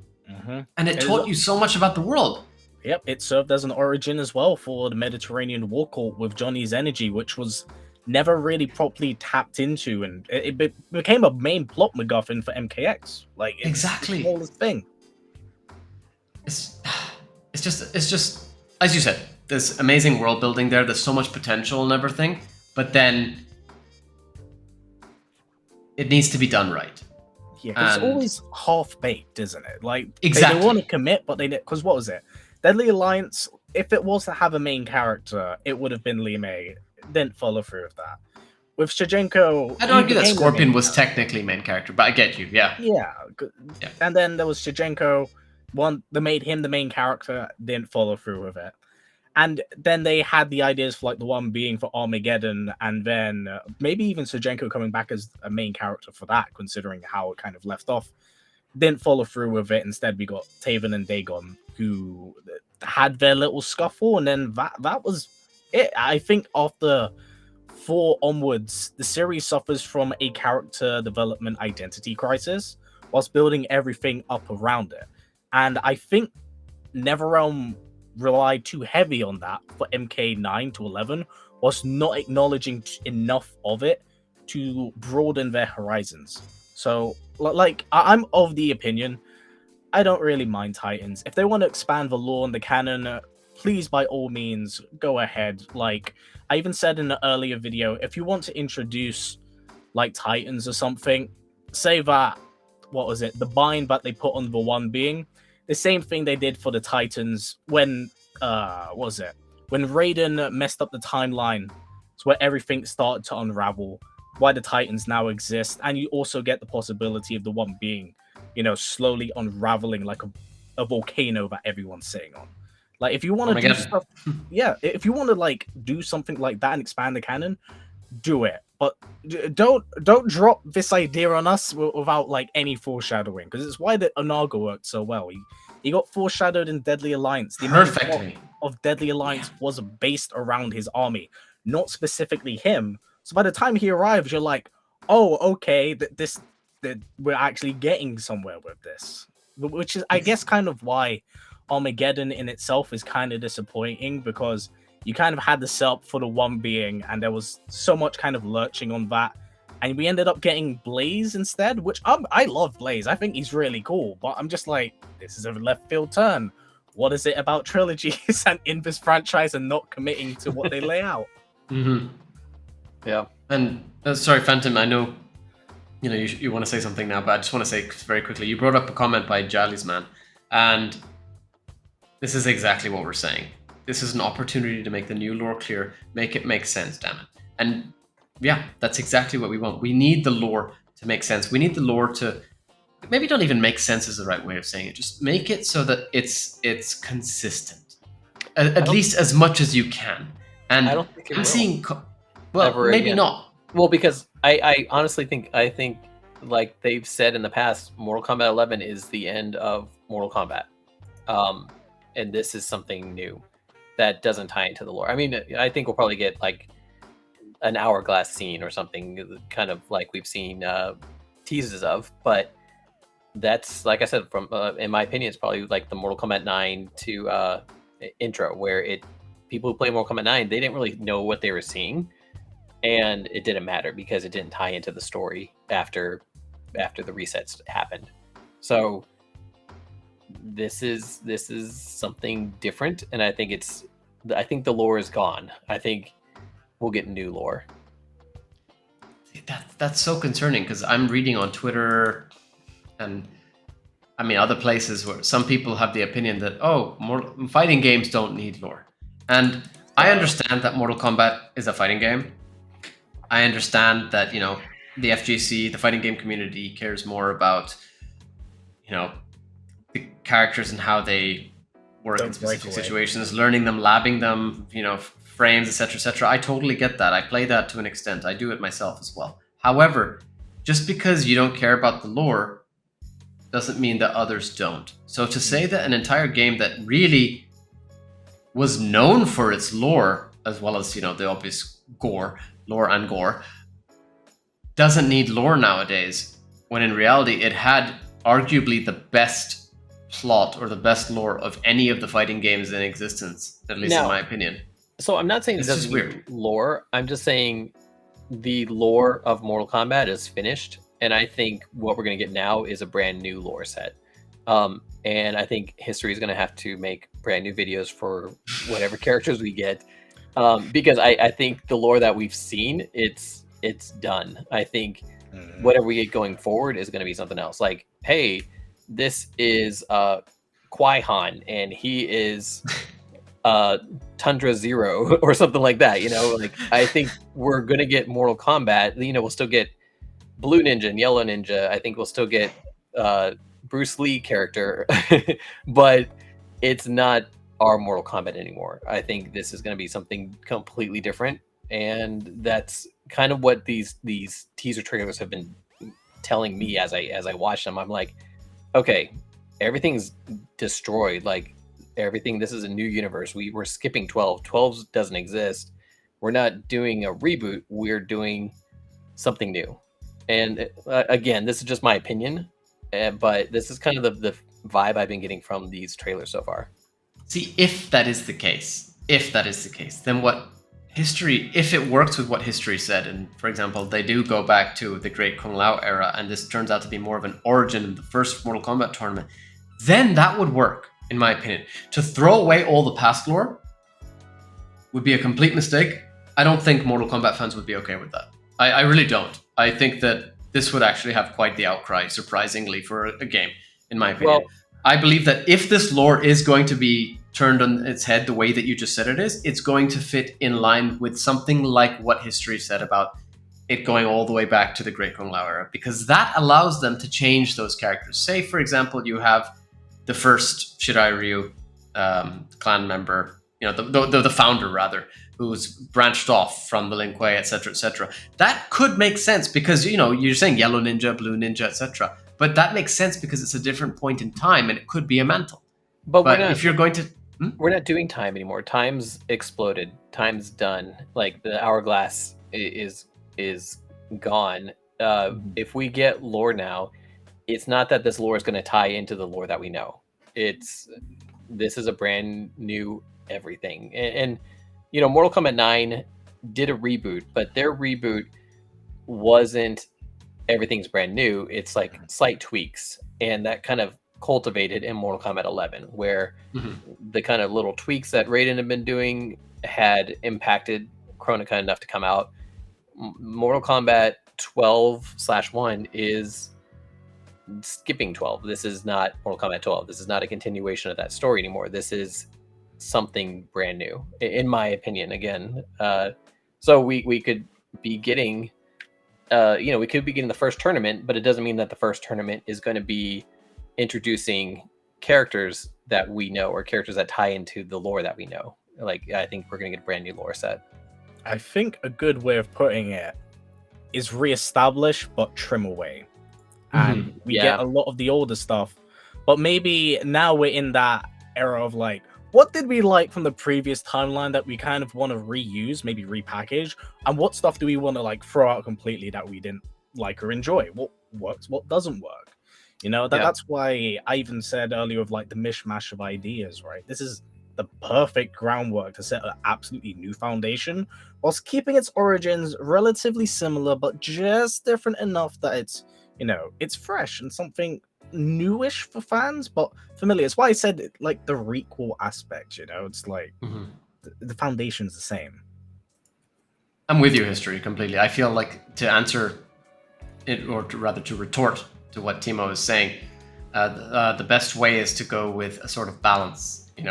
Phantom, you're saying that everything needs to go out the window, and maybe you're right with the whole explosion of time, sure, but if we're going to go down that line, that doesn't mean that we have to throw everything out the window. There are still going to be some consistencies here, as history just said. You have the groundwork. You have things from the past, which they're not going to throw away. Just the fact that even you said, Phantom, specifically, there might be a blue ninja, there might be a yellow ninja.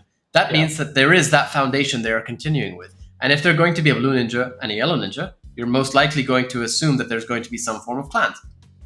Lin Kuei, Shirai Ryu, maybe. But it depends where they stop with those foundations, really. Yeah, and this kind of gives, if they did something like this, it would give them the opportunity to use characters that fans enjoy.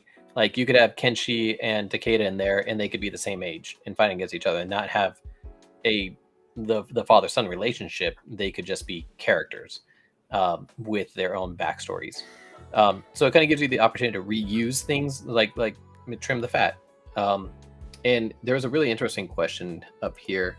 And you do want to read that out for anybody? How does Onslaught factor into all of this? Its own plot is kind of in line with the new trilogy, but also not. But kind of is. It's weird.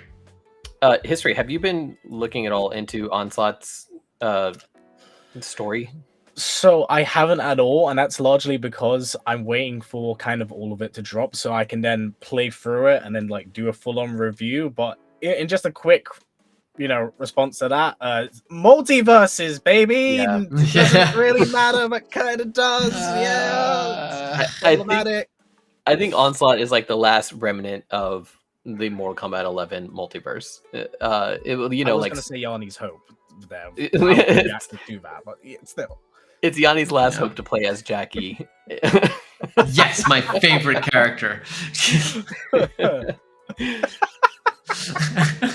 So, and any chance he gets, man. and I think I kind of think they're still going to use the multiverse in things like that. Like you have multiverse in Onslaught.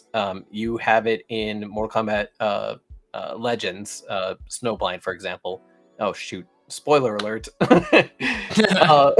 But yeah. So this is still something that's usable, but as far as the video game line, this could be its own thing. And from here on out, we're getting a brand new Mortal Kombat, new tournament, same characters but new characters. Yeah, I like the Omni-Man suggestion there. From Delara. Cool. Although very Homelander-esque. Yeah, that's what I was thinking. Yeah. Yeah. I will say it is quite funny. We brought that up in chat because I picked up the entire collection of this. No way. Oh, yeah. I literally have all 3 volumes right next to me. It came of like 4 days ago. That's a weird coincidence.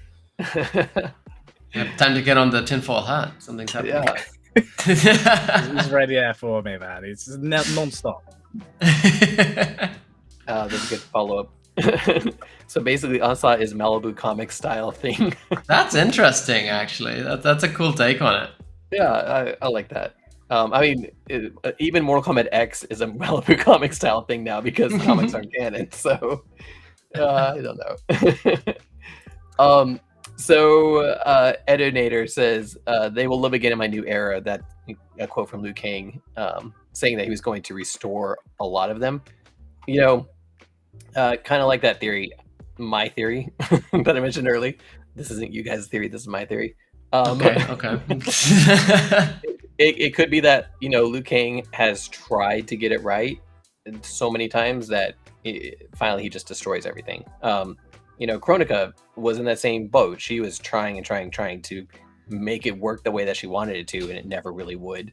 And so then she decided to step in. Liu Kang, he's not going to do the same thing that she did. So maybe he step back. Yeah, exactly. Like blow it up and let it land where Bicycle kicks the hourglass.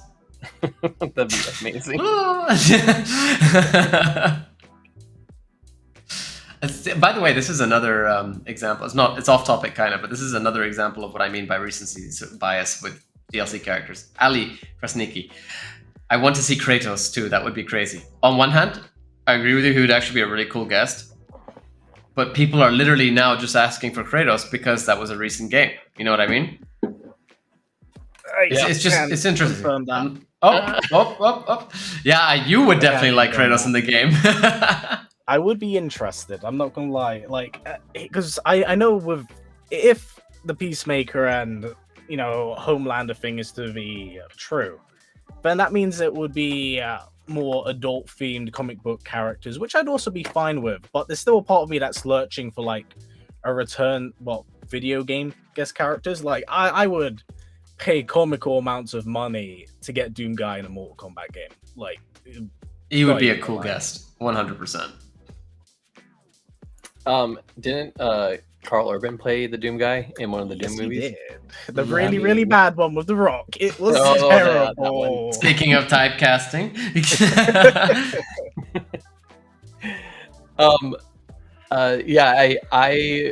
I hate guest characters, but the one thing I did love about Kratos was that whenever you played as Kratos, you played as Kratos similar to God of War. You had your different inputs and stuff that would work more like God of War would, where rather than some of these other characters like Freddy, which I enjoy playing as Freddy, but his moveset was, down towards punch and things like that. Like it's Mortal Kombat moveset. So he was such a unique character that I would love to see him come back. Yeah, because what was it? He had the Blade of Olympus, and he would stab you with it, and that would then prompt like a quick time event where you'd be able to press the buttons corresponding with what was on screen. He's genuinely an extremely unique character in that instance, like gameplay wise. Despite the Done fact very well. Yeah, it's a shame though, because he was like tournament banned for being Xbox exclusives. Exclusive, sorry. So Xbox was the main format for Mortal Kombat 9, which is why no one ever really sees much of him. That is a shame. That's one of the issues that really comes in with console exclusive characters. So hopefully we see less of that. I hope so. Else the only receded memory of a crossover game for that character is going to be Kratos dancing in Fortnite on Xbox, which is a haunting image. And then you'll get people saying, "Hey, look, it's the guy from Fortnite."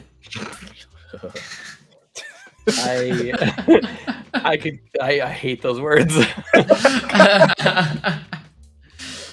Actually, Sinklon just mentioned, what about John Wick, Punisher, and Hellboy? Firstly, Kano has specifically said he doesn't want any of his characters in Mortal Kombat, but secondly, I'm pretty sure that was actually about John Wick. Hey, that's the guy from Fortnite. Yeah. Comment.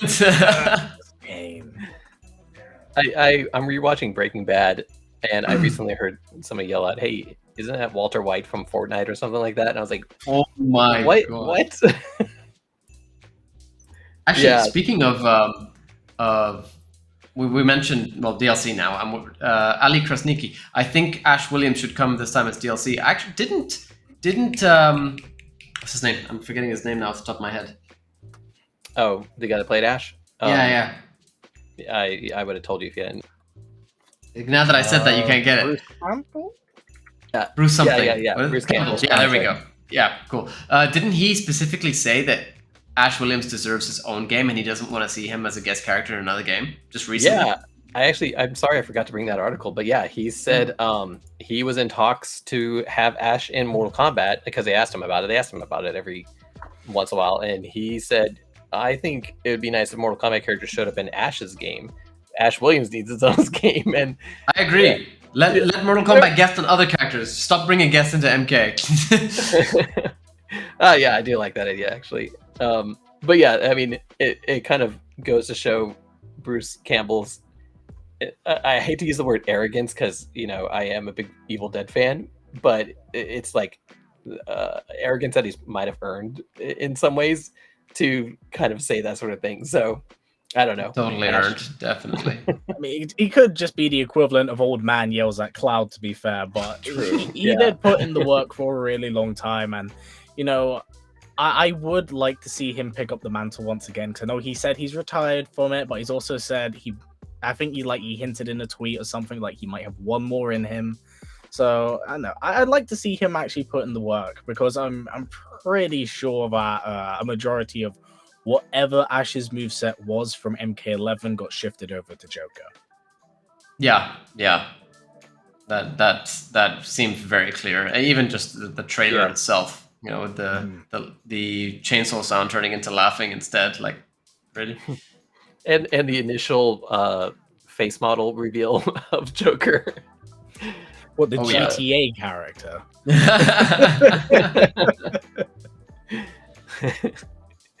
We had quite a rough time with MK11 DLC, didn't we? I was so happy with Rain. Like that made MK11 for me in the end. I got Rain, I got Scarlet. I was happy.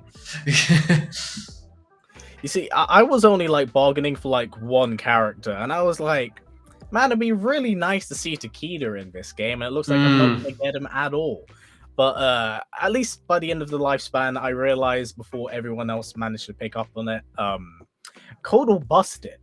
So I inflicted that on people all across Europe for a very, very long while. Wait, what did you say? Kodal what? Kodal was broken.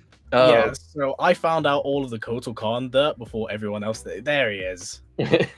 I'm not used to seeing his head on his shoulders these days, but even then, I found out all of that stuff, and now a lot of people have jumped on it. But yeah, no, that character's nuts. If only that spilled over to him and his lore. Yeah. Yanni, what else do we got? Well, we got a question from Humbucker. Oh, the Snowblind question? Yeah. Go ahead and read. No, that's a No, that's different not it. one. What were your thoughts on Scorpion's spawn-like characterization in Snowblind, and would that make for a good role in the game, like Warden of the Nether Realm, I guess? Now, we actually brought this up with Jeremy Adams himself. I think I think we even specifically said he seemed very Spawn-like or Batman-like. Do you remember which one it was? I think Spawn-like, yeah. Yeah, because it was definitely a Spawn-looking appearance for sure. I liked that take on him, but I felt it was very fitting for that specific performance. I'm not sure if it would be the right approach for him at all times. I feel like if we're going to get that kind of Scorpion, it needs to build up to that rather than just come out of nowhere. He needs to be an angry man first. You know what I mean? Yeah, especially if we're rebooting. Jeremy kind of, I think if I recall right, he mentioned, I'll have to go back and watch our own episode, but he kind of mentioned how the character was supposed to be the, we had Sub-Zero at his older age. And so they decided to make Scorpion at an older age and kind of experiment on how they would make him. And a lot of the ideas came from some of the other guys that were working on Snowblind, like concept designers and stuff like that. History, what did you think about Scorpion, old man Scorpion? So, truth be told, I actually haven't watched Snowblind. The last one I watched was Defenders of the Realm, and I'm so sorry. Yeah, hence why, because I know what came out after that was also the Injustice adaptation, and that was also quite bitter from what I heard about it. So I was like, I'm gonna go away, because that's roughly around the time I also did start covering God of War, and I was like, I'm gonna go on my Mortal Kombat break for a bit, and then when I come back, I'll eventually watch it. Which, I do. Again, it's nice to hear good things from an animated Mortal Kombat movie. You'll enjoy it. I genuinely think Mortal Kombat works spectacular in animation. I really like Scorpion's Revenge. Again, it's something we've seen 1,000 times before, but the fact I get to see like Scorpion actually chop people up into hamburger meat is like comical in the most literal sense. And at this point, I know he's working on like another movie, I think with Johnny Cage. So I probably might end up binge watching it or actually, reviewing it properly, because I feel like after, how much I've heard about Snowblind, it deserves a video in itself. Definitely. Snowblind was a lot of fun. Very different, but was really good. I really liked how I'm not gonna spoil anything for you, although I'm pretty sure you've had so much spoiled for yourself already. But you can see that he really did get into the lore of the characters. He did his research to make this happen, and you can tell as well that he was not constrained in the same way that he was with Defenders of the Realm, which was 100% rushed. He straight up told us that they had to cut so much from it, and that was clear. So you're not going to have the same issue with Snowblind that everybody did with Defenders of the Realm. He had the same issues with it, and he wrote it. You know what I mean? So I think you're going to have a really good time with that one. No, I look forward to it. Like I said, I like seeing more Mortal Kombat. And, we talk about Defenders of the Realm, but there's also other forms of Mortal Kombat media in the screen that is, like, way worse. So, yeah. Don't worry. I look forward to watching it. I'm jealous that you get to watch that for the first time again. Oh. So, I'm just thinking now, with Mortal Kombat 12, we've already mentioned we have all these trilogies of sorts, and we've just had 9, X, 11. We're moving into 12, which is technically apparently 1, if the leaks are to be believed, which is, I don't know, I feel like joking around that it could just be 13 as well, because we're skipping an entire game at this point. But what happens here? Do we consider this a new trilogy?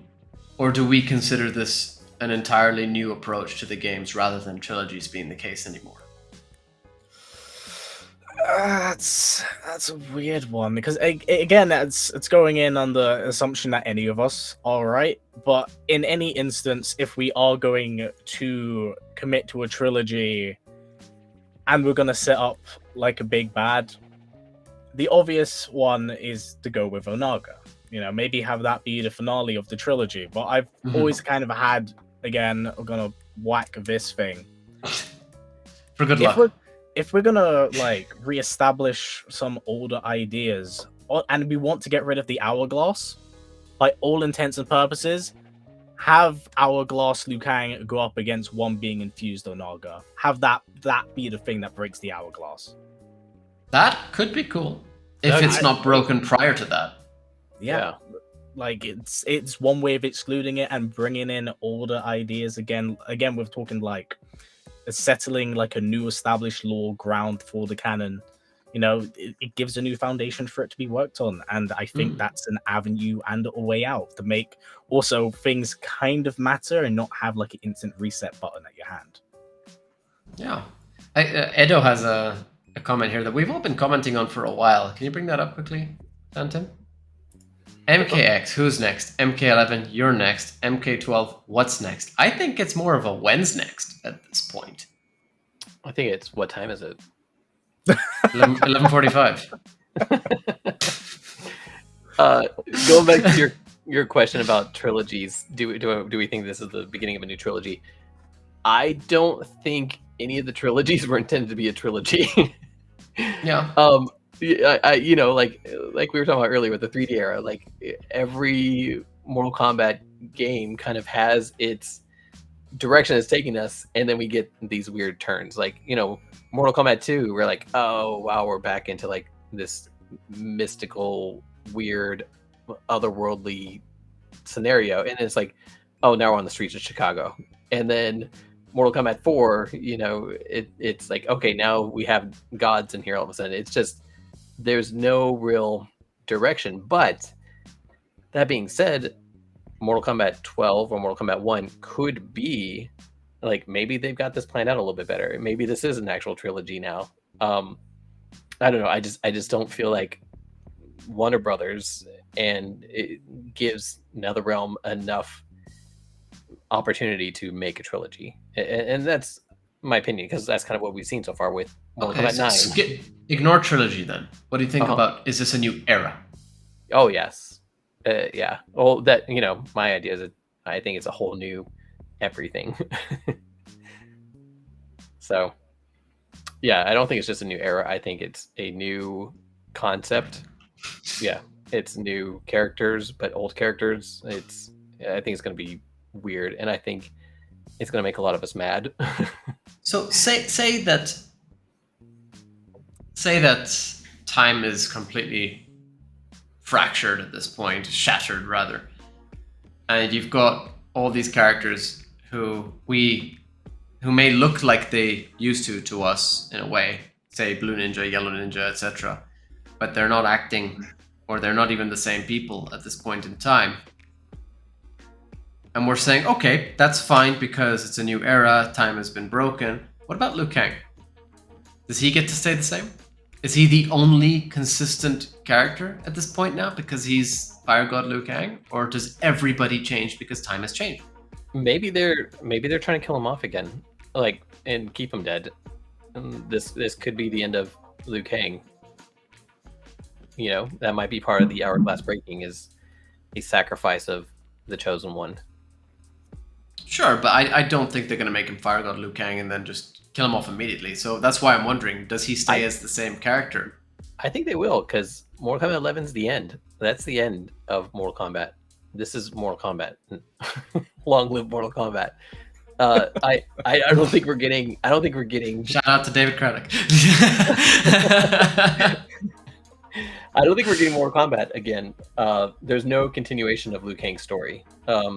He fades away he walks in the sunset with Katana, and what we see next is, I don't even know if we'll see.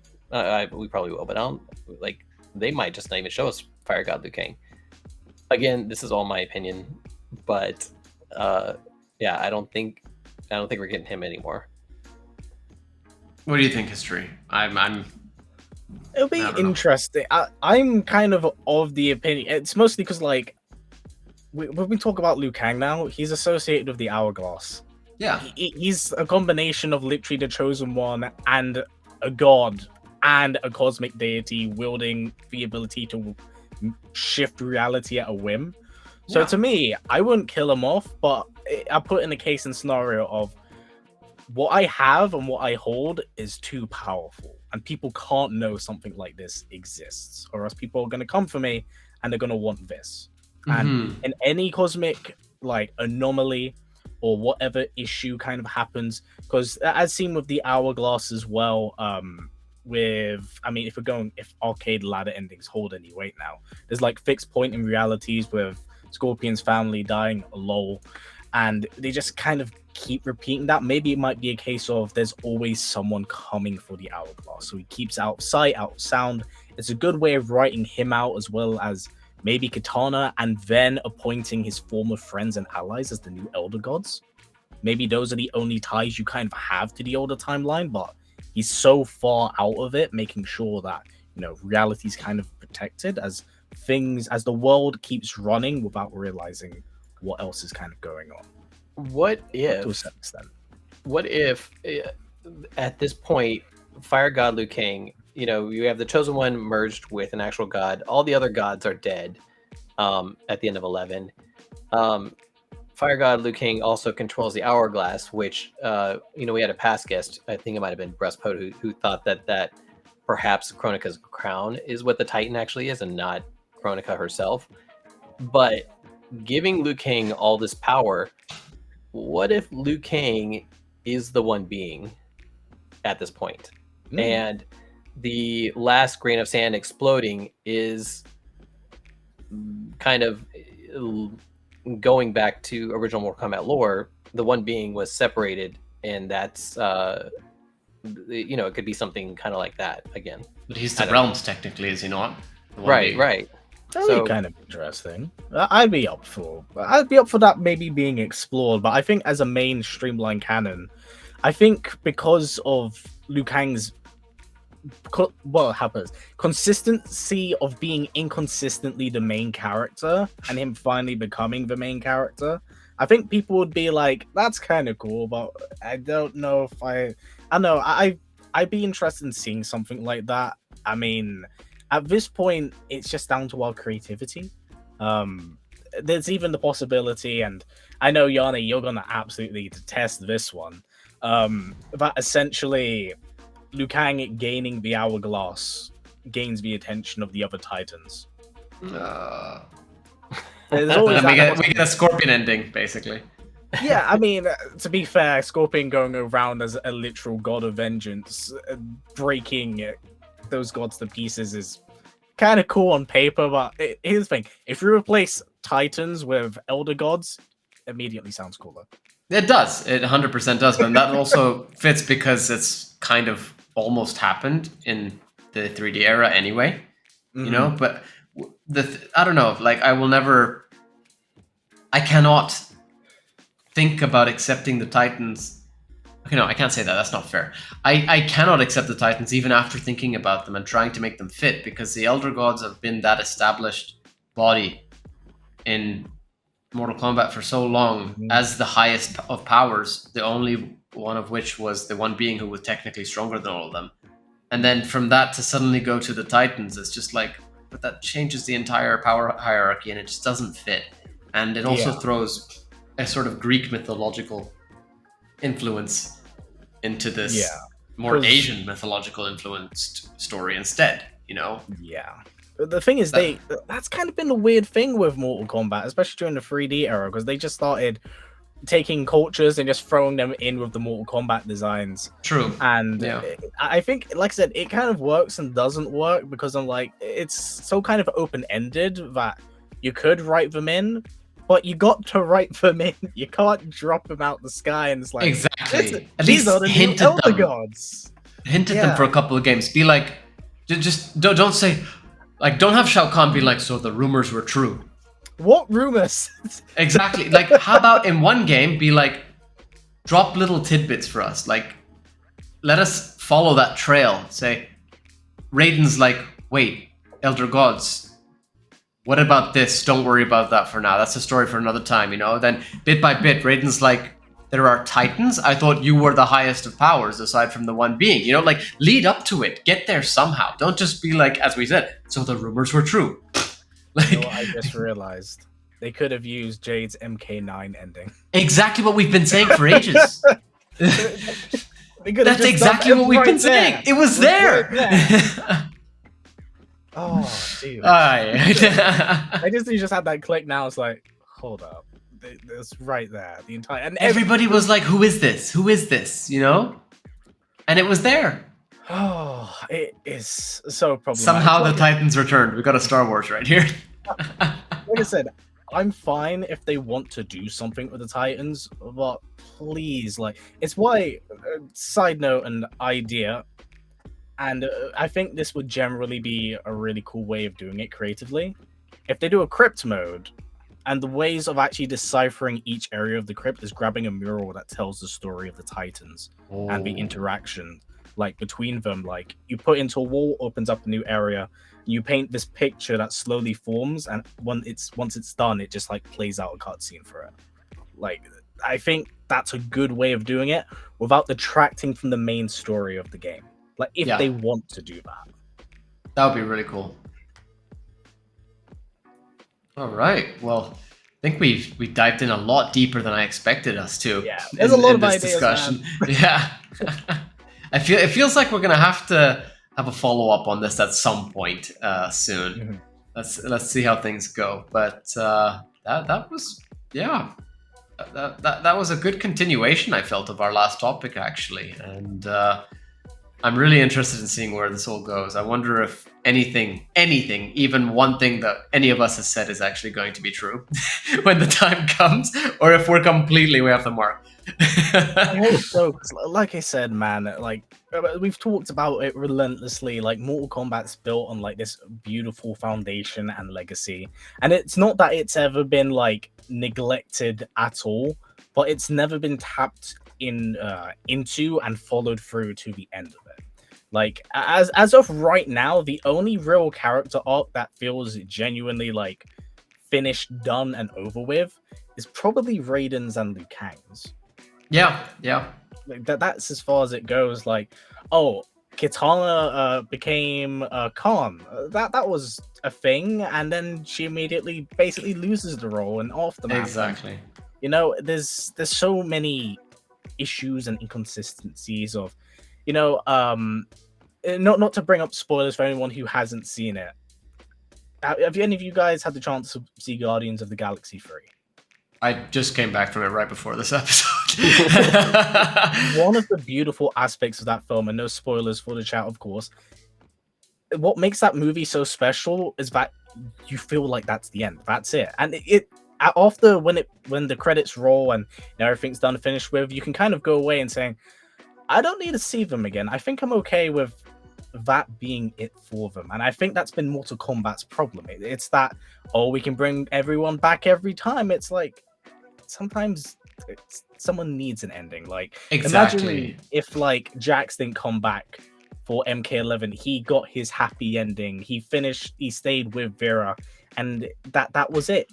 Happily ever after. We have Jackie, who takes his dash punch, turns it into a nightmare. That's it. Like that could have been the end of his story. And instead we just get ass shot and someone getting bamboozled pretty bad on stream, and his return was unnecessary. But you see what I mean? Like there's a beautiful way to write out characters, and I think MK should really commit to that, because there's so many characters. It's a rotating door. You don't need to have the same character over and over again. Right before Phantom inevitably ends us, because he's getting annoyed with me now taking the conversation further and further and further. What you're saying is completely true, and that's what we've been saying for a long time. We have so many roster choices who just do not get the time that they deserve. And it's not even about whether or not you can afford to remove other characters. It's about the fact that when do they get their chance? If you have such a set, compact roster who will always be picked, you will only ever be able to bring in 4, 5, 6 characters from previously and then have a certain number of new characters. You need to take those risks, and that's something that the 3D era did so well. They took those risks. They cut out characters entirely for no reason, just threw in new characters, and it was just like, oh great, here we go, we've got this character, this character, this character, let's learn about them too. And that was awesome, and that's what they need to do now. They need to have the courage to just say, hey, we don't need the original 7. If they cut out the original 7 entirely, I'd be okay with that. Would I prefer to see Sub and Scorp stay, for example? Yes, I would. I'm very partial to the Ninja.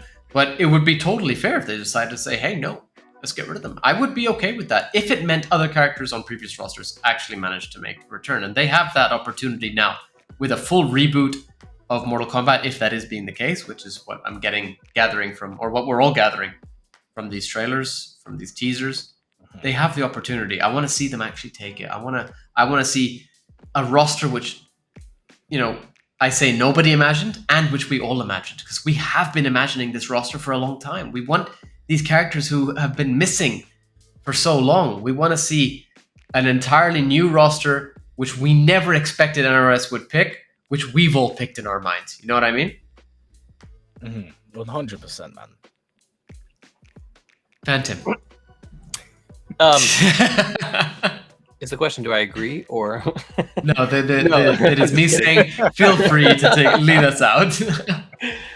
Well, thank you for everybody for joining us today. To stay up to date with the latest episodes and never really miss a beat of the Realmcast, be sure to like and subscribe us wherever you're watching us. As we said, we're on YouTube, Twitch, Facebook, and the Realmcast airs every month on iTunes, Spotify, Facebook, YouTube, everywhere else. So be sure to join us. We have a lot more discussions, and we are excited to celebrate this franchise of Mortal Kombat with you guys. And be sure to definitely follow History Behind the Warrior. I'm sure a lot of you guys already and are, his tinfoil hat. His stuff is amazing. Even if it might no longer be canon, it still counts. Okay. So, all right. Fun fact before we quickly finish off, I'm letting everyone know I will be remaking those history of episodes, but we're doing every timeline, movies, comics, and everything else. Oh my god! That way, I can't be wrong for the future. we ain't doing that again until they say that it never happened. There's an infinite amount of timelines. You're gonna have an infinite amount of videos. Just letting you know. History. Let everybody know where they can follow you. Just because you know all your handles. Oh, thank you very much. Well, before I quickly do that, thank you again for having me on, guys. Super appreciate it. A lot of fun. I hope you enjoyed the tinfoil hat theories, as well as the unbelievably weird commitment to making this prior to the stream. I want to see that hat again. You're not getting rid of it. If you want to follow me on my socials, you can find me on Twitter at HBTheWarrior. You can find me on YouTube at History Behind the Warrior.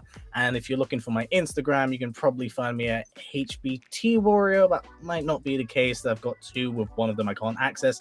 Either way, follow me there, as I usually post a lot of my esports career on there regarding like commentary and stuff. So you get a little bit of the lore side of things whilst understanding the competitive side of Mortal Kombat and what goes on behind the camera, and not just, me as a player.